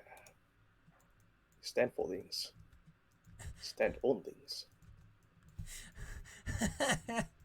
Alright, welcome to the first dungeon of the second book. Lost Chapel Show. You are inside the world wound now. Trees are no longer natural. The ground is weird. Weather is extremely curious. Like, 1 minute, clear as day. Next minute, thunderstorm. There's toads flying at your face. Boogers leak out of your eyeballs. Ooh. The place is unpleasant. And just kind of... Ugh. The chapel is built on top of a tall spire, around 60 feet in height. indeed, as the Templar, as your Crusaders told you, it's difficult to scale when you're not an experienced adventurer and just like a soldier man. Lucky for you, with a little bit of assistance from your fellow friends, particularly Anivia, who is like incredibly agile now that she's actually got her leg back. She climbs up and secures some rope so that at the very least you can climb your way up there without a hassle. At this point, you can take a person with you. However, before you go, there's one thing Socio would like to interject before you pick your ally for this mission. He remembers that chapels like these often had, like, they're far close to the World Wound, so they usually had, like, a stockpile of magical supplies. If you can find some of them, it might help the army a bit. Sounds like we need to take the mage with us. Aravashnio, with his eyes! Oh boy. Oops. Cool. Why would you take the mage with you anyway? What's your primary motivation on that? I mean, it would either be Aravashnio the Mage or whatever the thief's name was, given that we don't really have anyone that can unlock things and break into stuff. Like, I have some relative spellcraft knowledge, so I could cover at least some bases that way. Nice. Alright. Enough of that. I'm gonna put you on the map. So you're gonna take Avinia or Aravashnio with you. Do you want someone whose name you can pronounce or not?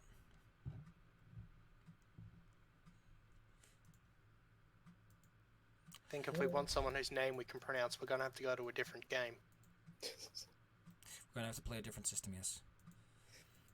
Let's see. Oh, cool. They actually have a picture of Aravashnio where his eyes aren't fucked up. That's nice. Wow. Oh. They really want you to stick with these guys. Even Horgus gets mentioned as the guy that sticks with you. How weird. Why is Horgus with us? Well, apparently, like I saw this like a couple of books in. He's like a high level rogue, and I'm like, what? Horgus became a shanking boy? Horgus became competent? And then I started stabbing him. Oh, I'm gonna check the last book, see what becomes of Horgus. He's still in there. He's all the way in the last one, and he's a 14th level rogue. What the fuck, Horgus? I mean, I guess he's trying to build an orphanage. He'll probably start a thieves guild at some point. Okay. Point is, So we rogue that has like negative dexterity at first. he'll manage. Listen, you don't need to use. Listen, funny fact about that: you don't need to use your dex. Like that's just the thing people tend to do. But Yeah. No, Step. like what's his strength? Because like you can absolutely play melee role with just strength. let's see. I got the first book open, so I should have access to Horgus McPorgus. His base strength is 12, and his dexterity is 9. So Okay. You focus all your increases some strength, maybe. I mean, you'll probably get better I over mean, time. he can afford belts and stuff. Yeah, he'll probably buy like the biggest. He's one of those people that enters the adventuring business with like a big pocket of money, and it's like money can't buy you everything. Anyway, Yeah, he like slaps a. I mean, it's funny because like it's totally an intermission, but like with how much money weighs, like 10,000 gold pieces is like more than a person's weight, pretty much. I need to remove some things off of this lady, such as her armor class, which is no longer busted because she now has her leg back. So 100,000 gold pieces is like.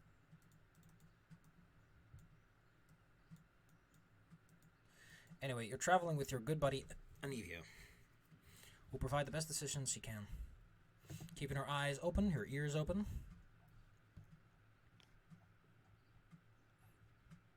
Anything else I need to know? Nope. So you start around here. This seems to be the most logical entry point. That said, you could try to scale the wall at any other location. Oh, there's an opening here too. I just noticed it. There you go.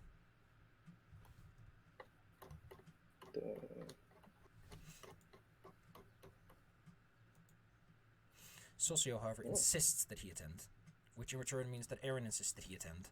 And Socio's like, just stop this, and he leaves. He's like just huddling up in a corner being mopey. I'll be here just to make sure that no one blocks off your escape. Don't worry about it.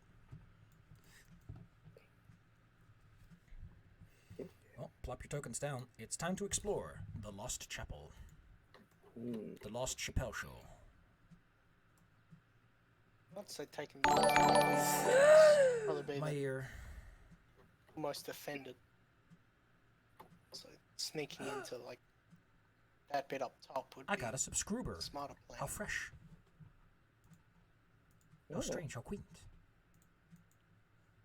Appreciate that it plays twice. Yes. A smile on my face. I missed their name like an idiot, but mucho appreciado.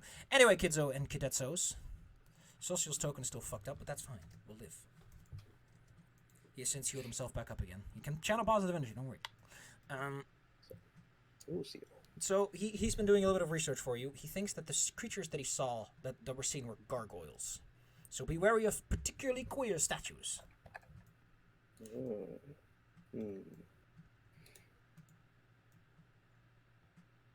Alright. We have to look out for statues. Well, Count around. Oh, hold on.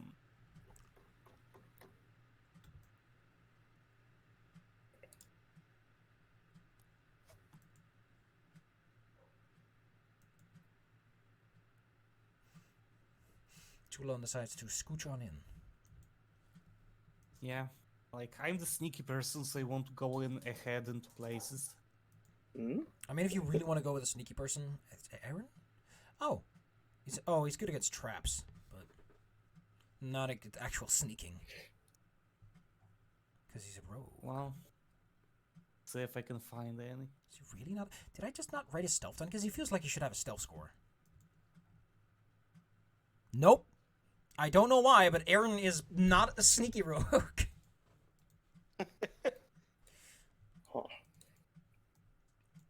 All right, kids and cadets. Your friends are with you at the gates. Tulon moves forward. You see debris around you. This lost chapel was somewhat fortified long ago. Many of the fortifications have since been smashed, destroyed, or otherwise inconvenienced. The piles of stone debris make you wiggle a bit. Your eyes catch that there are human bones scattered around the debris. Gnawed and eaten.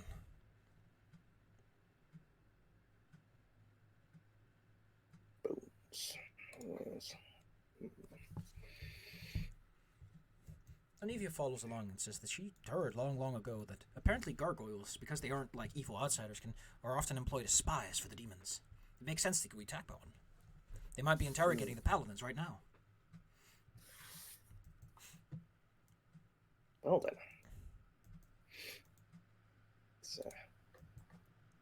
So which way should we go? I see a door leading...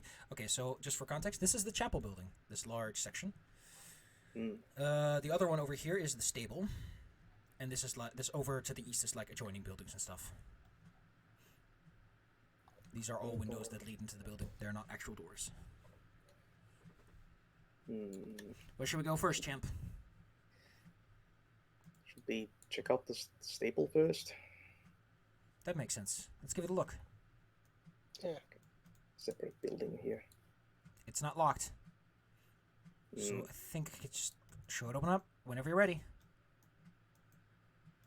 Well, if you want to be the first one in. No, that would be me, always and forever. All right. I'll step back. Go ahead. Ready my bow. Tulon opens the door and finds a ruined stable. There still seem to be some things around, even though everything has been smashed. There's a pile of weapons around rotten wood in the corner. But a second look implies strongly that these weapons were never hung up in the first place. They're things like a long spear and a lot of long swords. Some things in the corner. Oh. Maybe worth inspecting that pile. Let's look over here. Be worth a look, at least. Just cautiously, because it could be, something else. By the way, does my detect evil do anything really here, or I'm just detecting evil constantly? Oh. I think you can just turn it on whatever you want to, but you have to cast it first. Mm. Let's see. No, I'm just because we're in the world, partially in the whirlpool area. Like, Okay. does the There's nothing does the evil in the stable, in the cone in front of you. Wait, actually, let me check. I don't know how I don't know. I need to know what a 60-foot cone actually does. Okay. Nope. Nothing that way. Stable pings nothing. Additionally, these walls are too thick to scan through them. That's more like since we're in the whirlpool, the very dirt beneath us might be evil. Yeah, but that's like an ambient evil. Your senses can sort of zone that out. It's like looking at a bright light. You can get over it. Yeah. Okay. Like, there's a difference between a plant that it's like swinging a knife at you and a plant that's just like spiky. I can't believe I'm being murdered by a plant.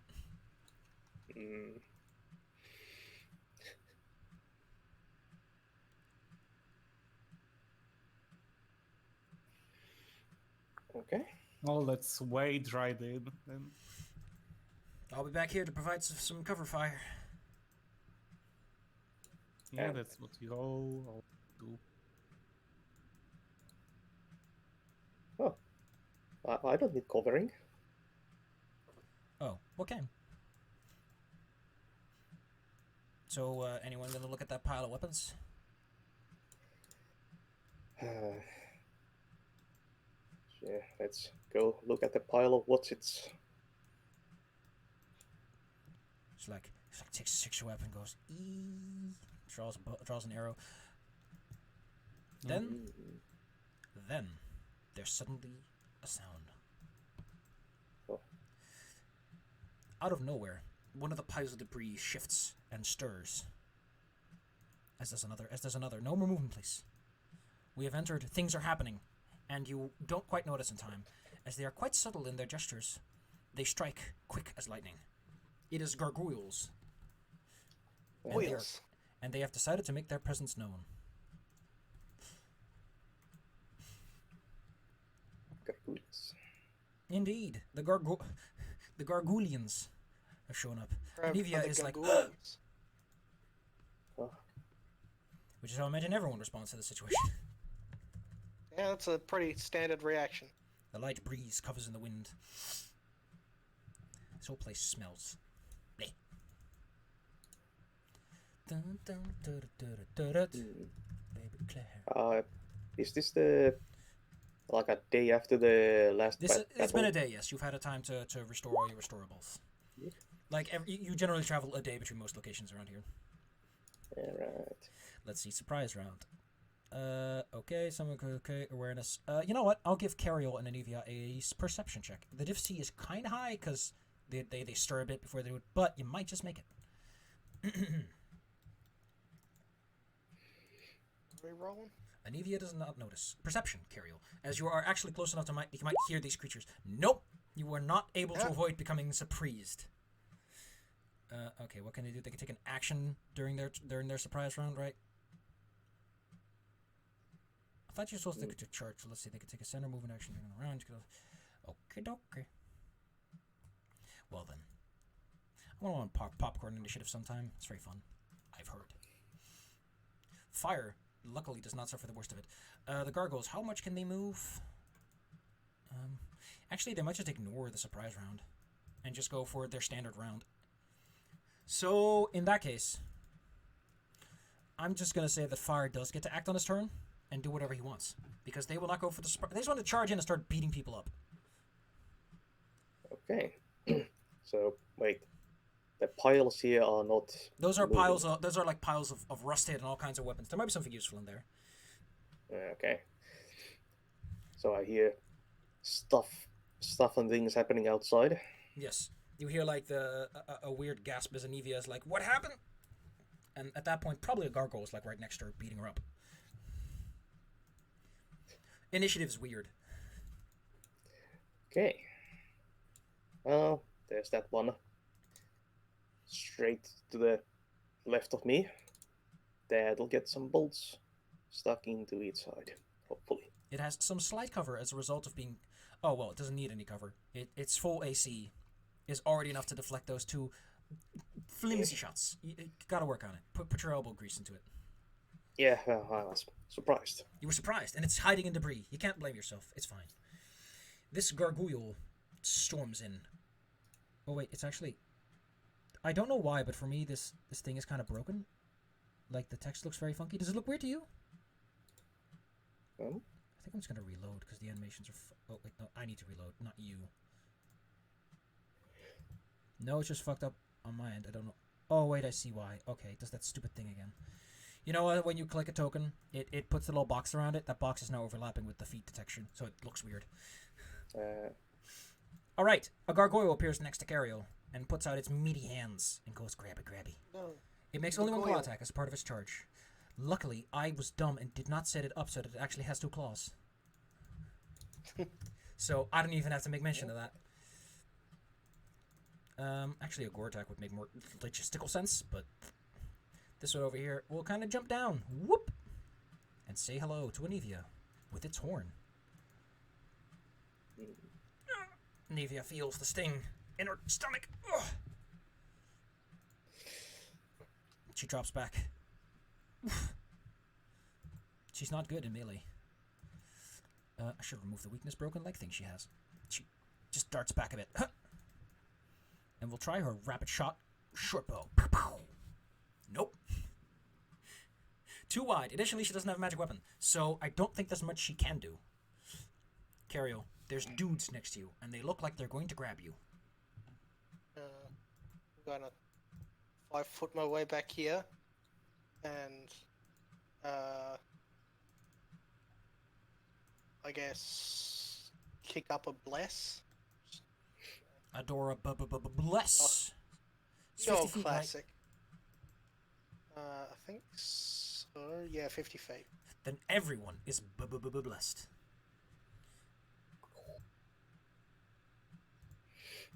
This gargoyle over here charges in and lands. Toulon. Yeah. So I was holding my new polearm, which I've decided is not the giant sticker Actually, because if you fake flies like over name. here-ish, and then but like since I see these tough guys, I think they are tough guys. Mhm. I'm going to pull out my Morning Star instead. The actual tough hide of a gargoyle is mostly just resistance to non-magical weaponry over bludgeoning, but I like your thinking. Go ahead. I might just give you a bonus I'll never tell you about. You charge in. Your Morning Star with its sharp points and adamantine... Oh, wow, it's adamantine too. Okay. In that case, he is just like...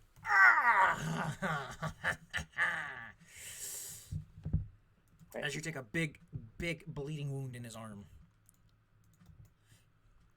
Yeah. Yep. Fire. Take a few steps back.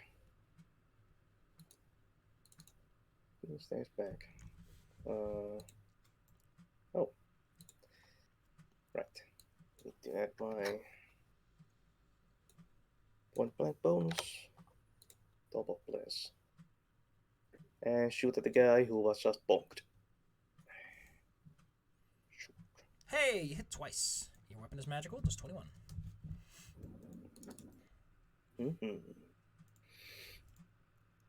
Annoyed at this, he will unleash his full barrage of claws, bites, and gores on an unsuspecting Toulon who is tough as a nail.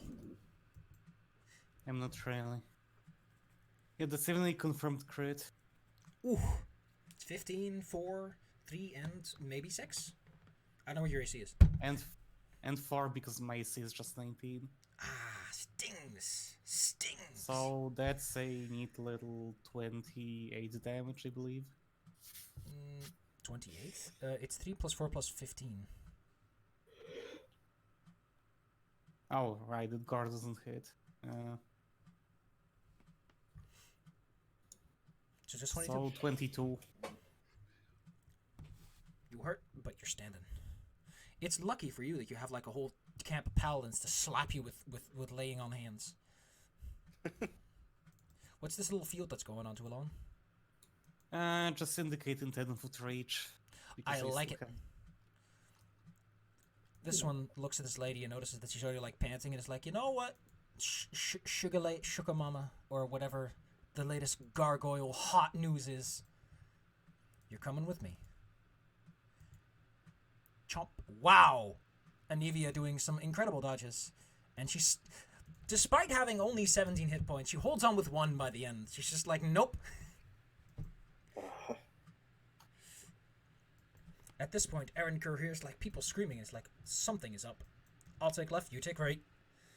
How fast is Erin Kerr on his little feeties? 35 is actually pretty fast. So you can move around 70. You see Erin in the distance. Pop in. Hello!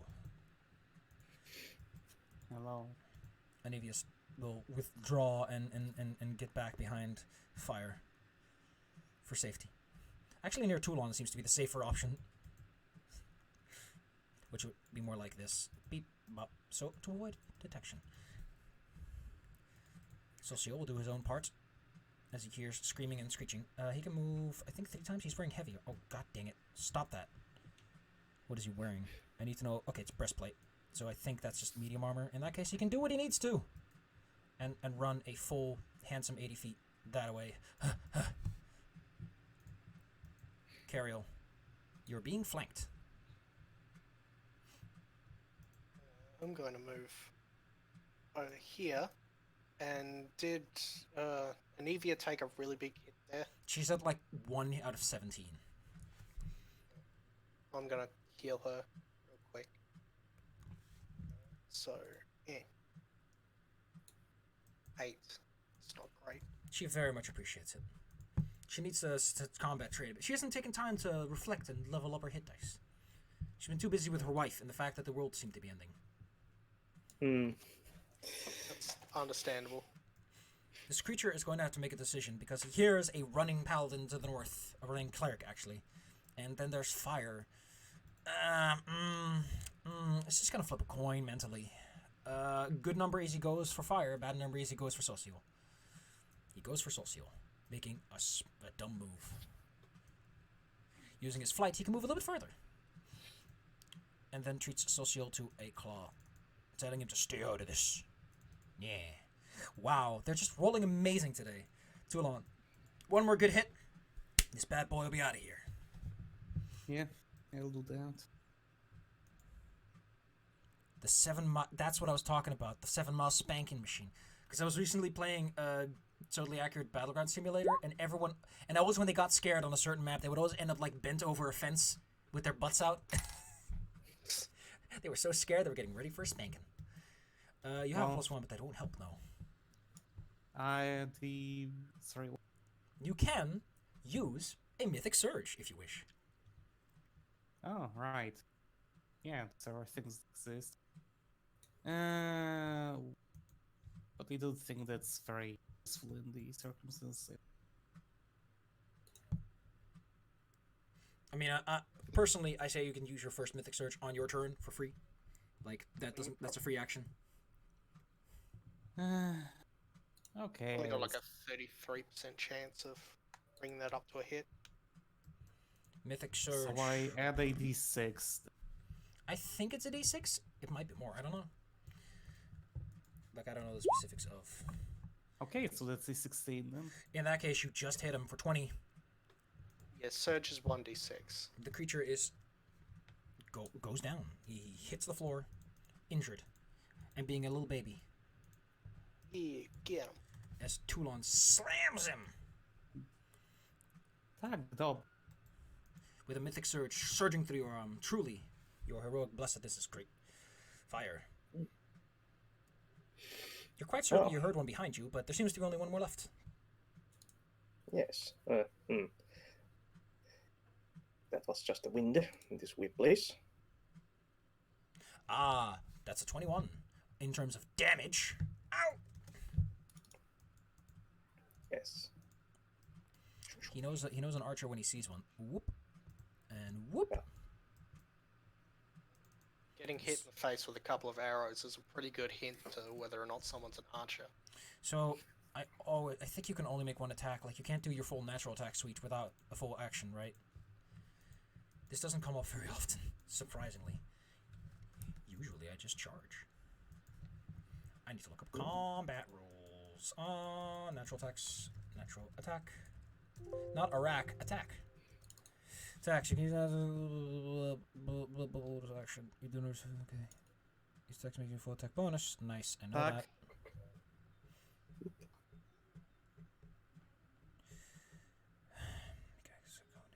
Multiple attacks. Here we go.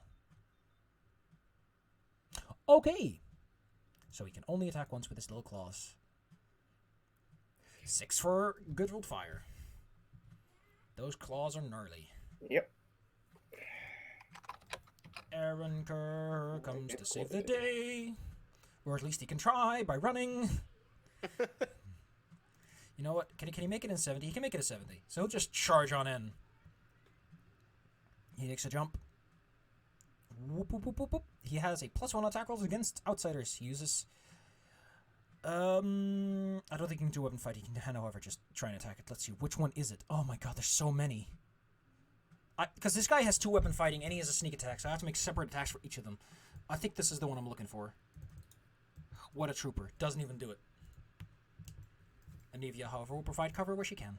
She has precise when she's within range, I imagine. So she'll do that. Pew, pew. Hey, she lands no damage because she doesn't have magic arrows. Socio is surprised with the fact that there's a gargoyle here. Oh no! He'll step He's in back. trouble over there.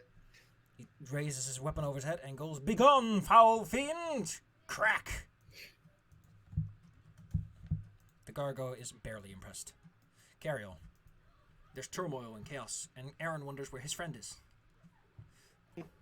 He's not that slow. Now,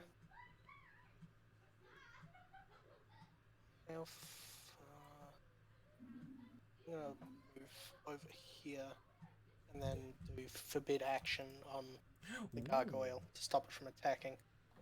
He may not attack, you say. He will attack. Still attack.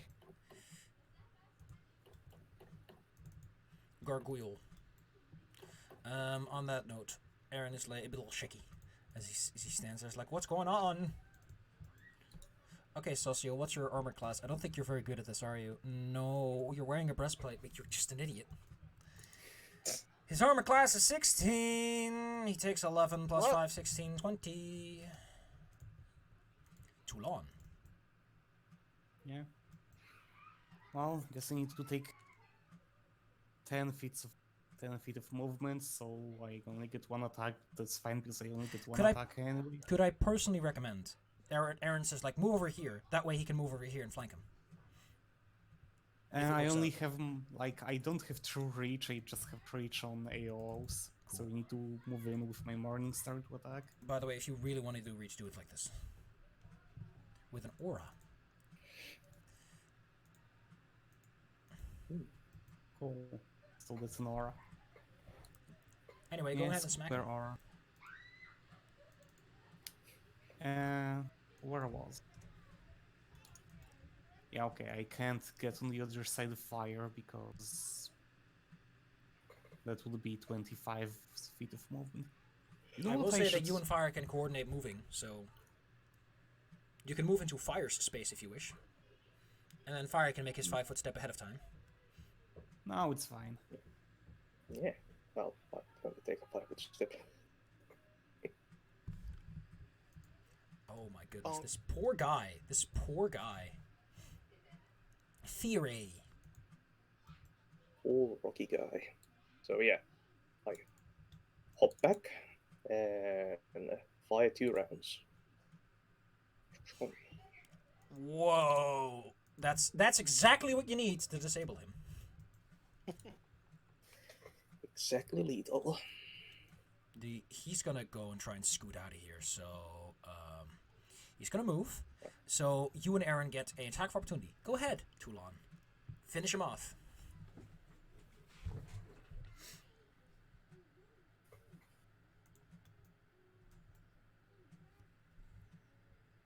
To alone, you get an attack of opportunity against the gargoyle. Yeah, And you'd finish him off. In fact, I think that's enough to push him past negative con, so he's just dead. Yep. The gargoyle tries to swing, to flee, but your Morning Star hits him right between the shoulders, shattering his shoulder blades and the connection to his wings, causing him to just flop across the floor, limply. Erin wants to know where his boyfriend is. Scandalous, as he runs outside, sees him, and immediately adjusts his trajectory. Boyfriend. Anivia is going to take a sit on the pile of stuff. That's super uncomfortable. Ow! Yeah, it's like rusty swords and shit. Girl, what are you doing? I thought it looked so soft. Yeah, that's You need to melt it down into a chair first. Social walk to his glaive. Carriel. That's me. Yeah, I was gonna move around over here following Erin. And Gargoyles are evil. yeah, are they evil? Yeah, they're just not outsiders. Yeah. Which means I can Spear of Purity one of them. The one that's over there. For its lower damage. 10. Spear of Purity. The range attack is 23.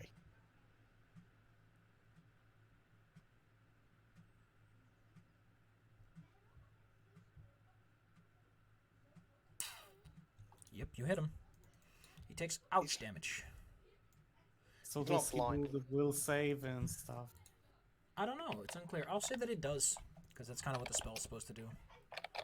Yeah. He's blind! Bah!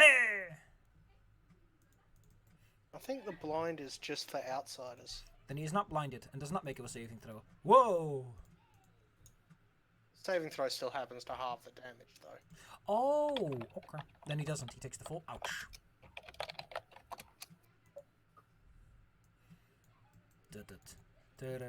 Throw up your hands. He has a good chance of hitting you. Social takes 13 plus another 11 for 24. He's starting to look pretty beat up. To Lonic Man. There's fighting outside. Okay, I'm going to cast my ranger spell Long Strider, Nice. so that I have 30 feet of movement. And then I guess take a single move to about here. Atomic step. Foyer. Fire! Yep. Thunder! Which one is yours? Okay.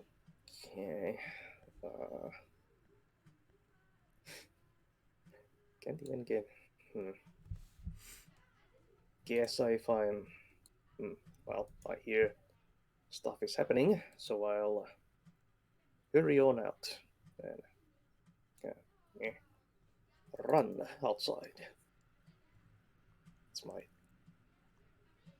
entire thing. Boyfriend! Sneak attack. +2 for flanking. Fucks it up. Oh. I will have shouted to Anivia before running out to start sorting those piles out. Yeah. She was planning to.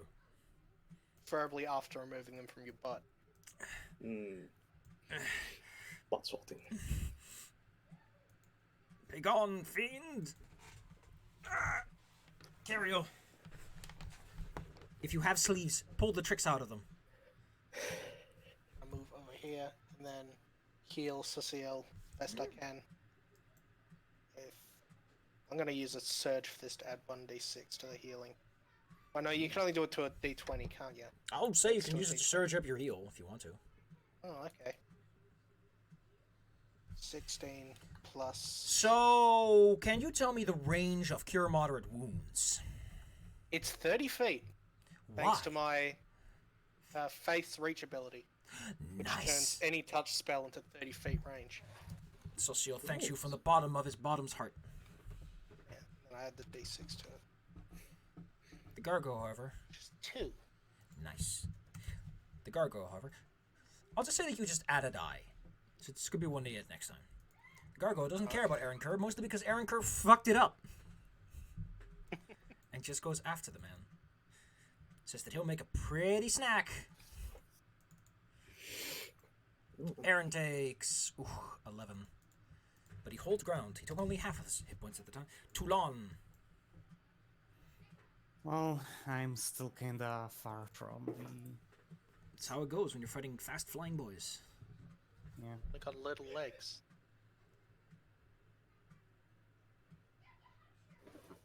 Running in. Yeah, I can move right up to it, but I can actually expect to move up. Next. You know what I don't get? You have these two couples in these two books, but Erin Kerr and Saucio, who are introduced at once, do not have teamwork feats. You know, kind of be like, hey, they're in a relationship. They have teamwork feats that match. Yeah, like wouldn't that make sense? So they would have trained. Wouldn't they have together something at like least some back to amount. back? I don't know. Yeah, Mm. have some cool thing that they can do together. Anyway, Toulon runs up, fire. Yep. I'm again within point blank range, so let's fly. Sure. I think you hit one of the kids behind Sephi. Ah. The creature is significantly injured. Yeah, these kids, I don't know how they're having this much fun with just some freaking animal that bites Yeah, them. they're cute. I know they're like Kids are tiny balls of exciting. boy, but that doesn't change the circumstances. There's something I was trying to look up, but I forgot what. Oh, it's Erin Kerr. Erin Kerr is going to show off what he can do when he steps up and starts two-weapon fighting. With a sneak attack. Amazing. You hit him once for 11. With a masterwork, so you do 1. Erin, are you trying to save your boyfriend or let him die? Hmm. Let's see. Oh, I forgot. He's a cleric. He can do something that's kind of useful. He'll step back and cast Cure Serious Wounds on himself after this thing decides that I'm not doing that like that. Let's see. His cast level is 6, so he does 3d8 plus 6.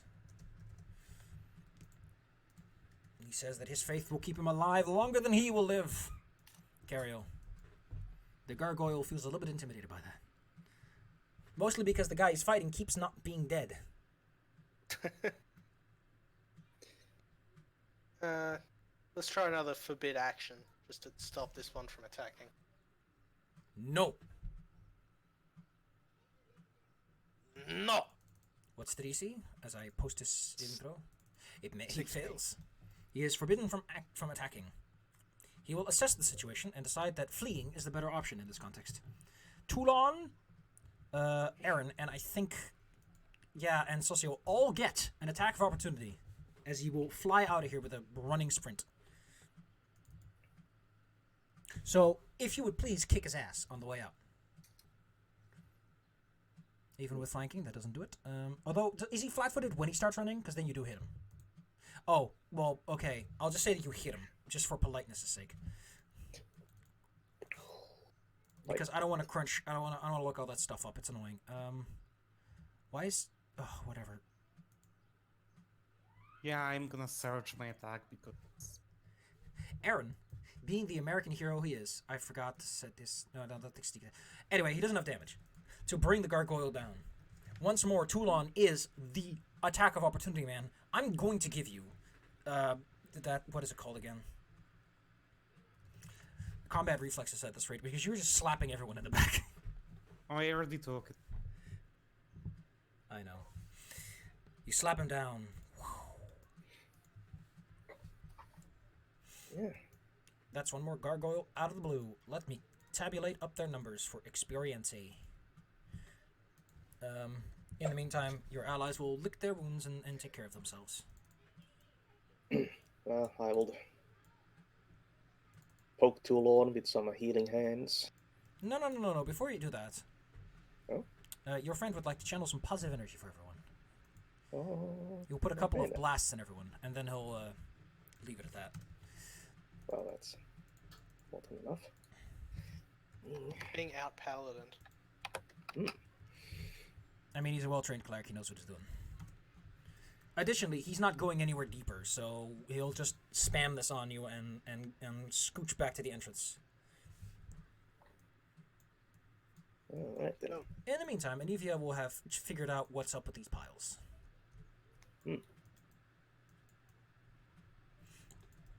What's the deal with them piles? Anivia will tell you that a lot of it is junk. There's like a massive pile of rusted garbage. However, there are a couple of weapons that seem to be in serviceable use. There's a mastery battle axe, a +1 longsword, 3 cold iron daggers, and a +1 cold iron spear. I will post the totals for you now. Oh, you can add those to the armory. And their money. No.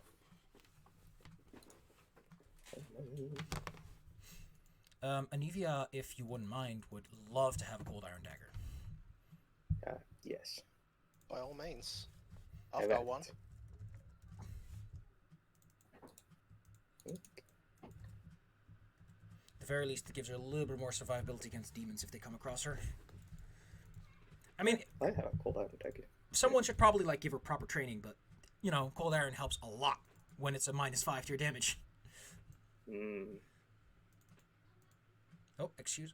Oh, okay. Yeah, you can see. I didn't mean to show that, but there it is.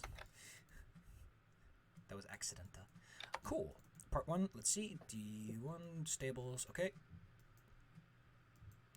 Well, with that, Anivia shows you all the goods, and then it's like, there you go. Shall we move on? Yeah, let's see what's in the church proper. Oh, you probably killed the gargoyle properly. It technically is alive and could be healed, but I'll say that anyone who tries to channel will, generally speaking, make sure they don't channel someone they don't want to.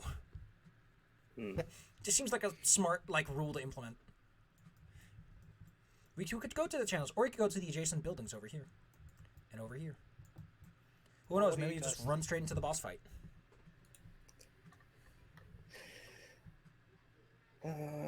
Let's. Just building. Well, the chapel will be the most, probably in need of purification, and they most likely hold up there. The chapel doors are beautifully decorated. However, they've been defaced by blood and other kinds of paints. Paints. And someone went through a Paints lot are of trouble question making this look like garbage.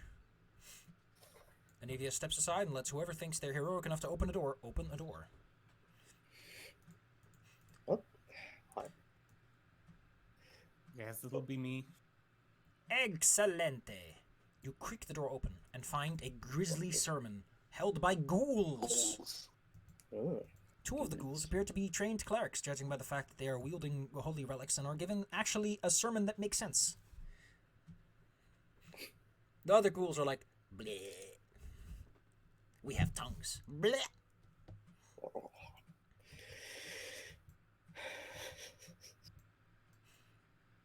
Anivia kind of makes a motion at Sauciel to scooch on in, because this is a great place to channel. You just keep channeling. Okay, what's the plan, boss? Well, Because I'm not risking myself in there.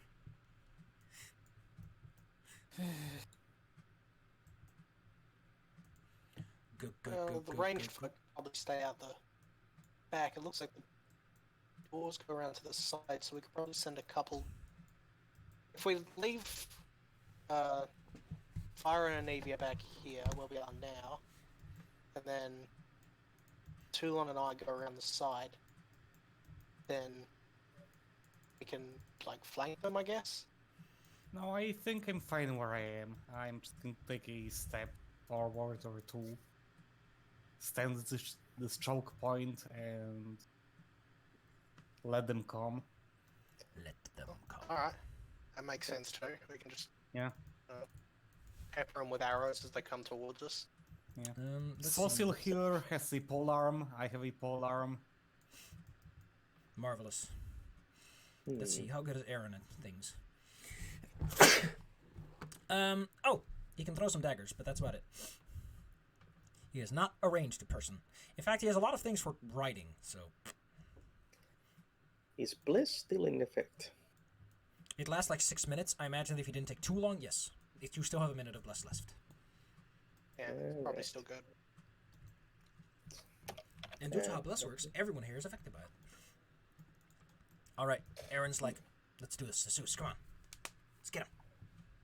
Ghouls aren't too tough. Just gotta hit him hard. Before we start, I'm going to protection from evil on Toulon, since we're probably going to be taking some hits.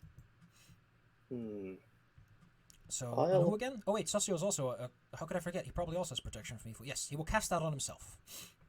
Yeah, since they're the front line. I'll cast protection from evil on Erin. Nice. I'll put some icons on them so that we all know what's up.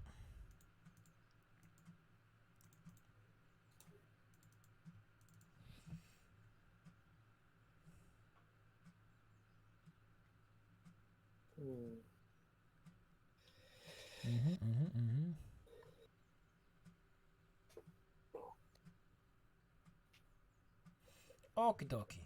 The two are now blessed with powerful protective wards. Socio says that he knows that ghouls often have diseases, but don't worry, he has a spell for that. Oh. And I will cast Bless Weapon on Toulon. Ah.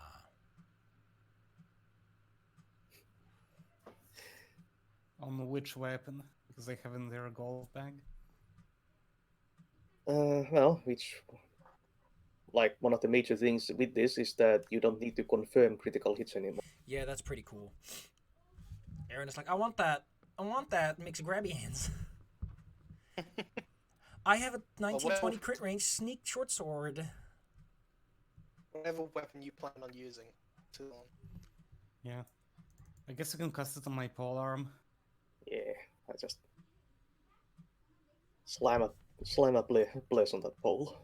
Let's go, kids. It's time to shine. Alright, door opens whenever you want to, and an initiative will be rolled. Bust it down. Buster Brown. Bust it down with Buster Brown. Socio, can you please have your token assigned to your character? Gosh, I made so many sheets, it's just impressive. I'm just like, oh, I'm so cool. Look at all these sheets I made. It's just a mess. Actually, I did take effort to sort them, so... Alright, combat starts when you're ready. Socio is slow as heck. That's convenient. We have the boys. It's the boys!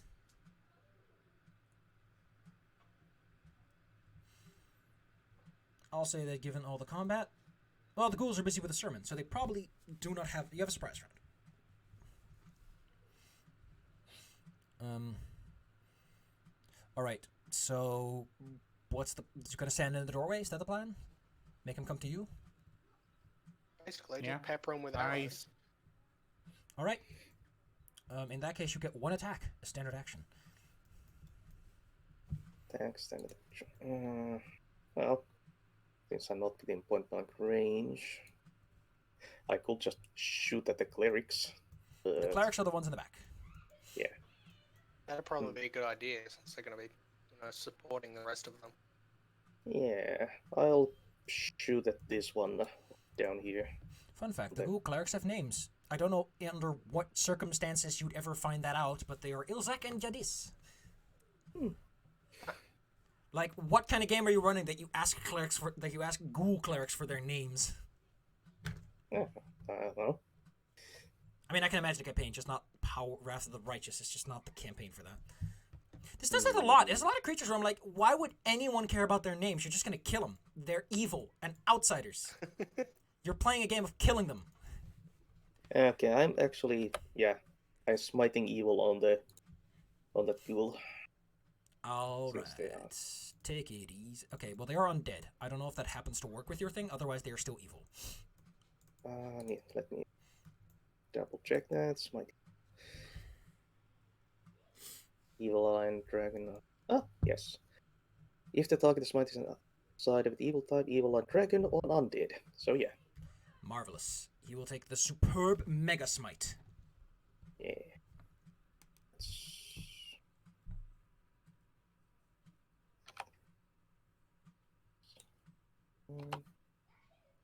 Okay. 2 shots. Oh man, the Ghoul Clerics are not... Yeah, you hit them with both. What's the Yeah. damage? The damage is that plus 5. So it is 30... 35. Wow! It's like half his hit points just vanish. The power of smiting. Moderately certain you don't get to rapid shot on a standard attack. Do I? Don't I? Why not? Let's see. What does Rapid Shot say? Ah, yes, a full attack action. Marvelous. Dang. Well, Well, you're still on 21 your damage. surprise round, so... I'm going to just Dang. reduce his damage by 14. Ghoul Cleric is surprised. Anivia is going to go for the ghouls that are closer because she's kind of scared of them. She'll By the just go- way, what did you take for your mythic feat? Me? Yeah. Rapid Shot. Mythic. Oh, so you decide to ignore the penalty, I take it. Yep. Shame. Sexy. 3 shots seems like it would be great. Well, yeah, but they will all have -2, so... And I have Deadly Aim also. Erin Kerr. He waits. He's just smirking. Surprise, surprise. Carriel. I'm going to crossbow that guy. Closest on the right. Didn't see him.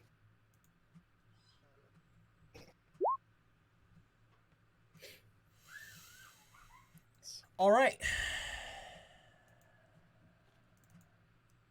Fuck. Heal. The ghoul. Which one do you aim at? The one that the lady aimed for? Cause okay, makes sense. Toulon. Yeah. I set my polearm against the charge. So Seal will do the same.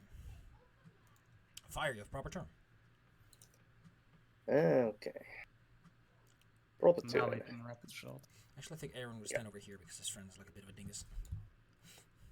Okay. Rapid Shot against the same damn ghoul.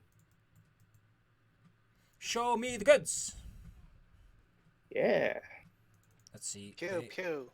Ooh, 19. So you hit him twice, and I think that is a 31. Oof. He stands on his legs. He will dive behind the altar. Ah! Taking out a scroll and beginning to read it. Abracadabra, abracazoo. You are a fool, and now I am too. What? I think I got On that scroll. one wrong scroll. Anivia helps pin down one of the ghouls. Bam. She's very proud of herself. After getting owned by ghouls, by gargoyles. School cleric is like, you know what? That's a great idea. He also ducks for cover. There's chanting coming in the back, but it's a different kind. Aaron will prepare his action. He will actually just delay until the ghouls are in close. Good friend Toulon, one has come charging at you. Okay, great. I get to make a ready attack for double damage before it even reaches me. It jumps at you with reckless abandon. It's hungry and angry, like a cat with a banana. Ghouls running around. Ouch. Instantly destroyed, impaled upon your mighty bec de Corbet. Okay. How far can a ghoul move? I don't think he has... Oh, they can move 60, right? Yeah, with charge. So this one will go that way as well, but goes for Sauciole. Anyone have anything to say about that?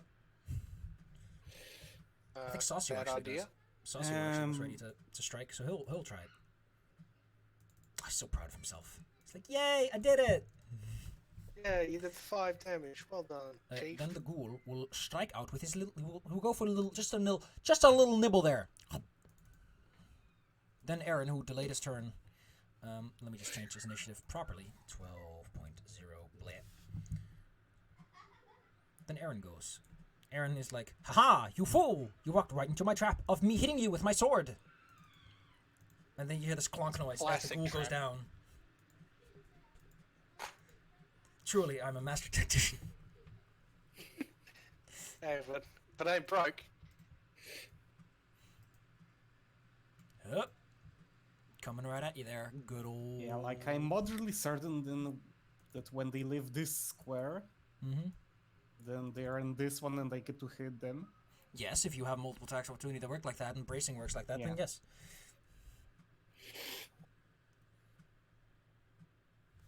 I mean, I have combat reflexes. Okay, there's something I need to remember.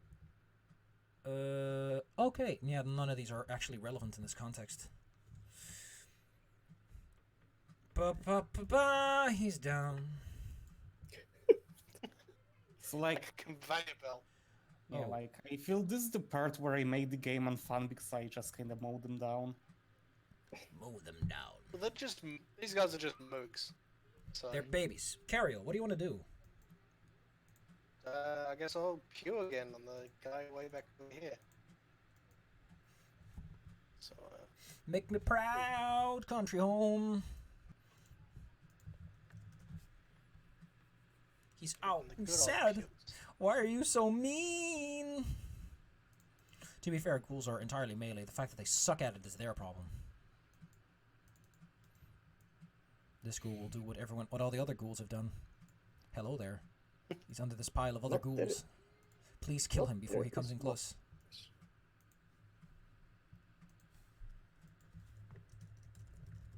Do you have any more Yeah, comparatively free left? like with a +3 dexterity modifier, I'm pretty sure. You have 4 per turn. Ah! Poke. Now, I'm not saying ghouls are stupid, but they all do this in the same turn. So I'm just gonna say that they're all like kind of certain of victory. This one is destroyed. It's your actual turn now. You have all your attacks opportunity back. Yeah.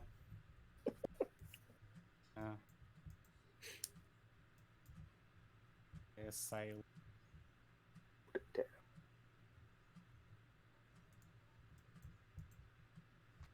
I'll pew. You charge in and strike a ghoul. No, I don't. Oh. Like, You charge in and ready my action to hit this ghoul when it approaches on its own. it squints at you.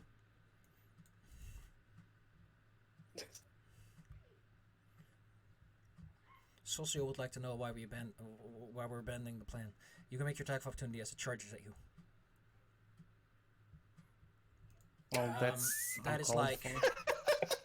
that is at least 4 times its maximum hit points. It is reduced to a fine powder as you cut it right down the middle, and it just says, "I'm out of here." It's just rude. Socio is like He's rolled. combat tactical roll. Wah! Fire. Hoo-ha.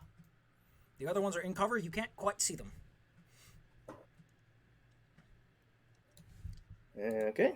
Alright. Move up. Moving on up.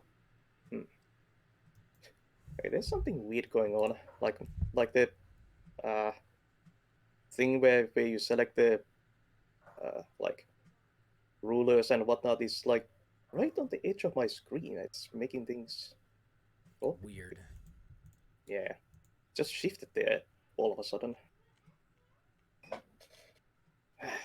Yeah, never mind that. I'm gonna continue smiting the ghoulie there, and if any... well, actually, I'm going to slightly shift mode and add in my 3rd rapid shot. So that's... I get the additional penalty. So now I'm firing 3 shots. And if the first one dies, the rest go to the other one. Okie dokie. You start firing at the dudes. Or are you waiting for them to come out? Oh, it's just... Yeah, Excuse just me. shooting. You just start blasting. Yep. Just start blasting. One of them is blasted into oblivion. Ow! Wait, no. I need to... Excuse me. I need to make sure that the numbers actually work out. Because this is the wrong sheet. Let's see. They have full cover, so they have 23. Nope. One of them is out of here. And I'm going to be nice and just let you put that 42... Okay. Okay, Yep. fine. They're both dead. That critical just does it. Amazing. You goddamn hero. What are these criticals today? They're just nuts. Just nailed into the back wall there. Their scrolls of summon monster are left on the floor. Oh. Nice of them to leave them behind. Yes.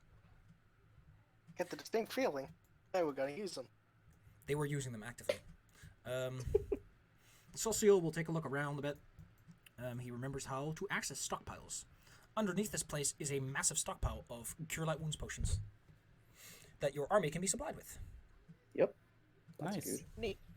I think it gives them 3 uses of restoring 1d4 health, whenever you wish. Like even during a melee round. That'll be handy. Let's see, recovering the healing potions plus, like, how many ghouls are here again? Let me just throw all the experience. Wait, no. I was smart. I made a sheet of things I need to know, and on that sheet is the total experience of a room. See? I'm smart. I'm an adult. Thank you, Past Safi. I'm so smart. I made this so much faster. Anything else I need to know about this room? Nope. I appreciate that it mentions that Socio gives a tip. By the way, what was the thing with the medals? Let me just check up on what the medals really wanted you to do. Because which medal do you think you qualify for? Oh wait, I have them in here in a little thing about Boober. Well, I just blasted one thing from full health to dead. Yes, but those were demons you needed to do it to, unfortunately. Ah, it was demons. Yeah, they're Right. unfortunately just a bit of a stickler in the Crusade. It's like, oh, you're fighting. I mean, if you let them summon the demon and then kill the demon, I guess. Okay, I just wanted that clarified. Unfortunately, no. They're a bit of a stickler. This is a crusade against the demons, not the undead, even if they're allied. Not the main target here. As for what the guys are wearing, they're actually wearing armor, which is kind of weird for ghouls. But on the plus side, it's magical armor. A quick identification from your friends reveals that this is +1 studded leather armor, and the scrolls are Summon Monster 5. They have it written on top, as well as instruction on how to use it. Shoot. So, yes, you're not supposed to have those scrolls, but have them. Good luck. Nice. Considering that apparently we have the master on the team, sure, you can have it. You lucky boys. I don't feel bad about buffing up some of the later encounters now. Oh god. Not one bit. Hope you don't mind missing your legs. I don't need legs to shoot. Aw, there's not even any fun like lawful good summons on the Monster 5 scroll. Oh, you could summon like 1d4 Hound Archons. Ooh, no. Ooh, you could 1d4 plus 1. That's so nice. That's a lot of dogs. It's a lot of good boys. Anivia takes a sip. Let's see, the ghouls have nothing else. You are done here. This room is clear. And we're about at the end of the session. There's a little bit left to this place, but I think it's best if we do that later. Yeah. Oh, Yes. did we find the paladins? The paladins. No, not yet. They should be around here somewhere, though. Although this is a chapel and that was a stable, that's not a place that you keep prisoners. And they were holding a sermon. It's a bit irreverent to have prisoners around during a sermon. You know, ghouls, sticklers for that. All right. Cool. All right, my magnificent experience, Otron. Let's put it all together and see if our best boys level up today, or tomorrow, or Toyota. Beep, boop. Beep bop boop boop bop. Beep bop boop bop bop bop. Beep bop boop bop. Beep bop boop bop. Oh no, that's the wrong number. I'm an idiot. I'm dumb. Alright, the total experience is now added to your current total experience. That's a mighty number.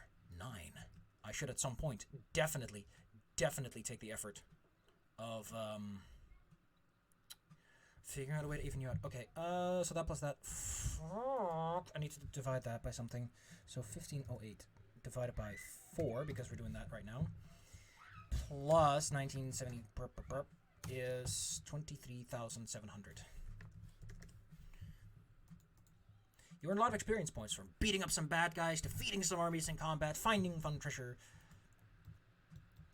What heroes you are. Let's look at character advancement, because you We leveled I think up. We, yep, just about.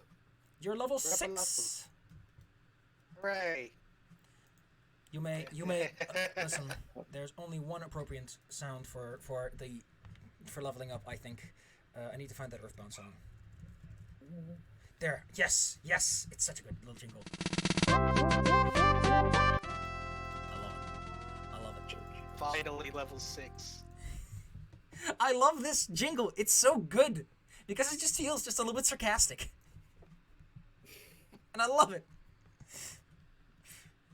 I want to smooch it. If I could smooch sound, this would be the sound I'd smooch.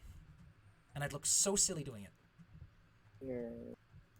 Let's see what level 6 holds for us. Ooh, a combat style feat for our local ranger. Ooh! He also gets a plus 6. Guess who's getting more attacks? Yep. Nice. Yep. What does our local paladin get? Mercy. Unless he has a replacement for that. It's Know exactly what I'm gonna get. Oracle gets 3rd level spells and a mystery spell. Guess what? What's- Fireball time. You have Fireball! Oh, no! There are spells that let you have it be a different energy type. I recommend it because demons are usually resistant to fire. Or immune to it. Yeah. Like They're this resistant to everything.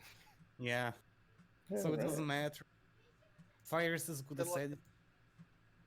They're like resistant to fire, resistant to ice, immune to electricity and acid. And those are the 4 options that you get. I mean, it's So only it doesn't really help much. No wrought iron ball. I remember the Iron Ball. Fortunately. My boy shot balls of metal. Pew pew. Distant mercy. Balls of steel. That's kinda cool. Mm-hmm. Yeah, so I'll be picking up many shot, I think, so that when I use my bow, I just piss out like 4 arrows. To be fair, this encounter Yeah. went particularly well because you have like 2 competent allies and 1 person in the back. So, Yeah. who are not joining you on the rest of this. They want to take a nap.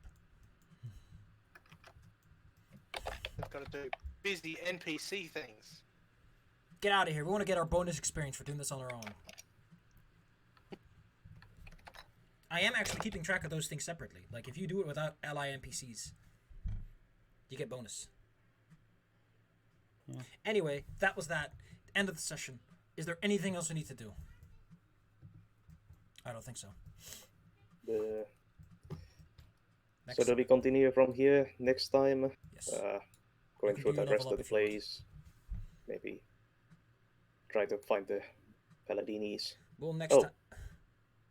time. What kind of gear stuff did we loot from the ghoulies? Each had a studded leather +1 and a scroll of summon monster 5. Wait, started letter +1? Yes. Oh, I'll be taking one of those. It's a bit smelly, so you might want to wash it, but Well, yes. if anyone can cleanse it, it is the paladin and the fire bulwark. I'm just gonna lay a hand on it. Just wham. Slap the devil out of it. Yeah. Well, the undead goo. Smells like paralysis. Mmm. Mm-mm. I just love that Just you like reduced Grandma a used to I make. just love that you reduced a ghoul to -51 health.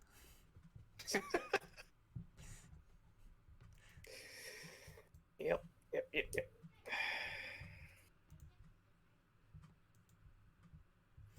Anyway, let's see how you hold up against a bigger, tougher fight without your friends. Who knows? Maybe the ghouls will actually get to do something. Or maybe, for the umpteenth billionth fucking time, I have to resort to only using ranged flying enemies because everyone in melee is ridiculous. Like, you can tell them all about the guy with the garrote fire, Belmore. Who just, remember little Xander? Who keeps just pinning everyone he comes across? Oh yeah. It's like I don't get to have melee fights because every single time someone builds a character that just makes melee kind of annoying. I mean, to be fair, these are like baby ass goon. They have like 13 health. They're easy. Like if I actually cared, I'd just make someone a bit tougher, or I'd give him mobility. You know, there are ways around it. It's just that these idiots are just fodder for the grinder. And you had a plan, and you had people. Like everything worked in your favor, and when everything works in your favor, guess what? Everyone dies. Was the last one started on all the Yes. ghouls or just the clerics? Just the clerics had a special armor. The other ones were just kind of sitting around in the nude. Yeah, Ew. like ghouls do. Okay, so 2 plus 1.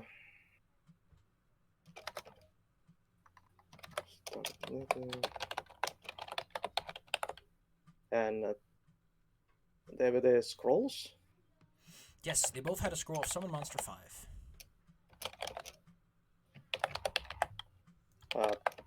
Summon monster 5. That's a 5. V. Yeah, So yeah, I two of grabbed those. those. Just adding the stuff on the sheet.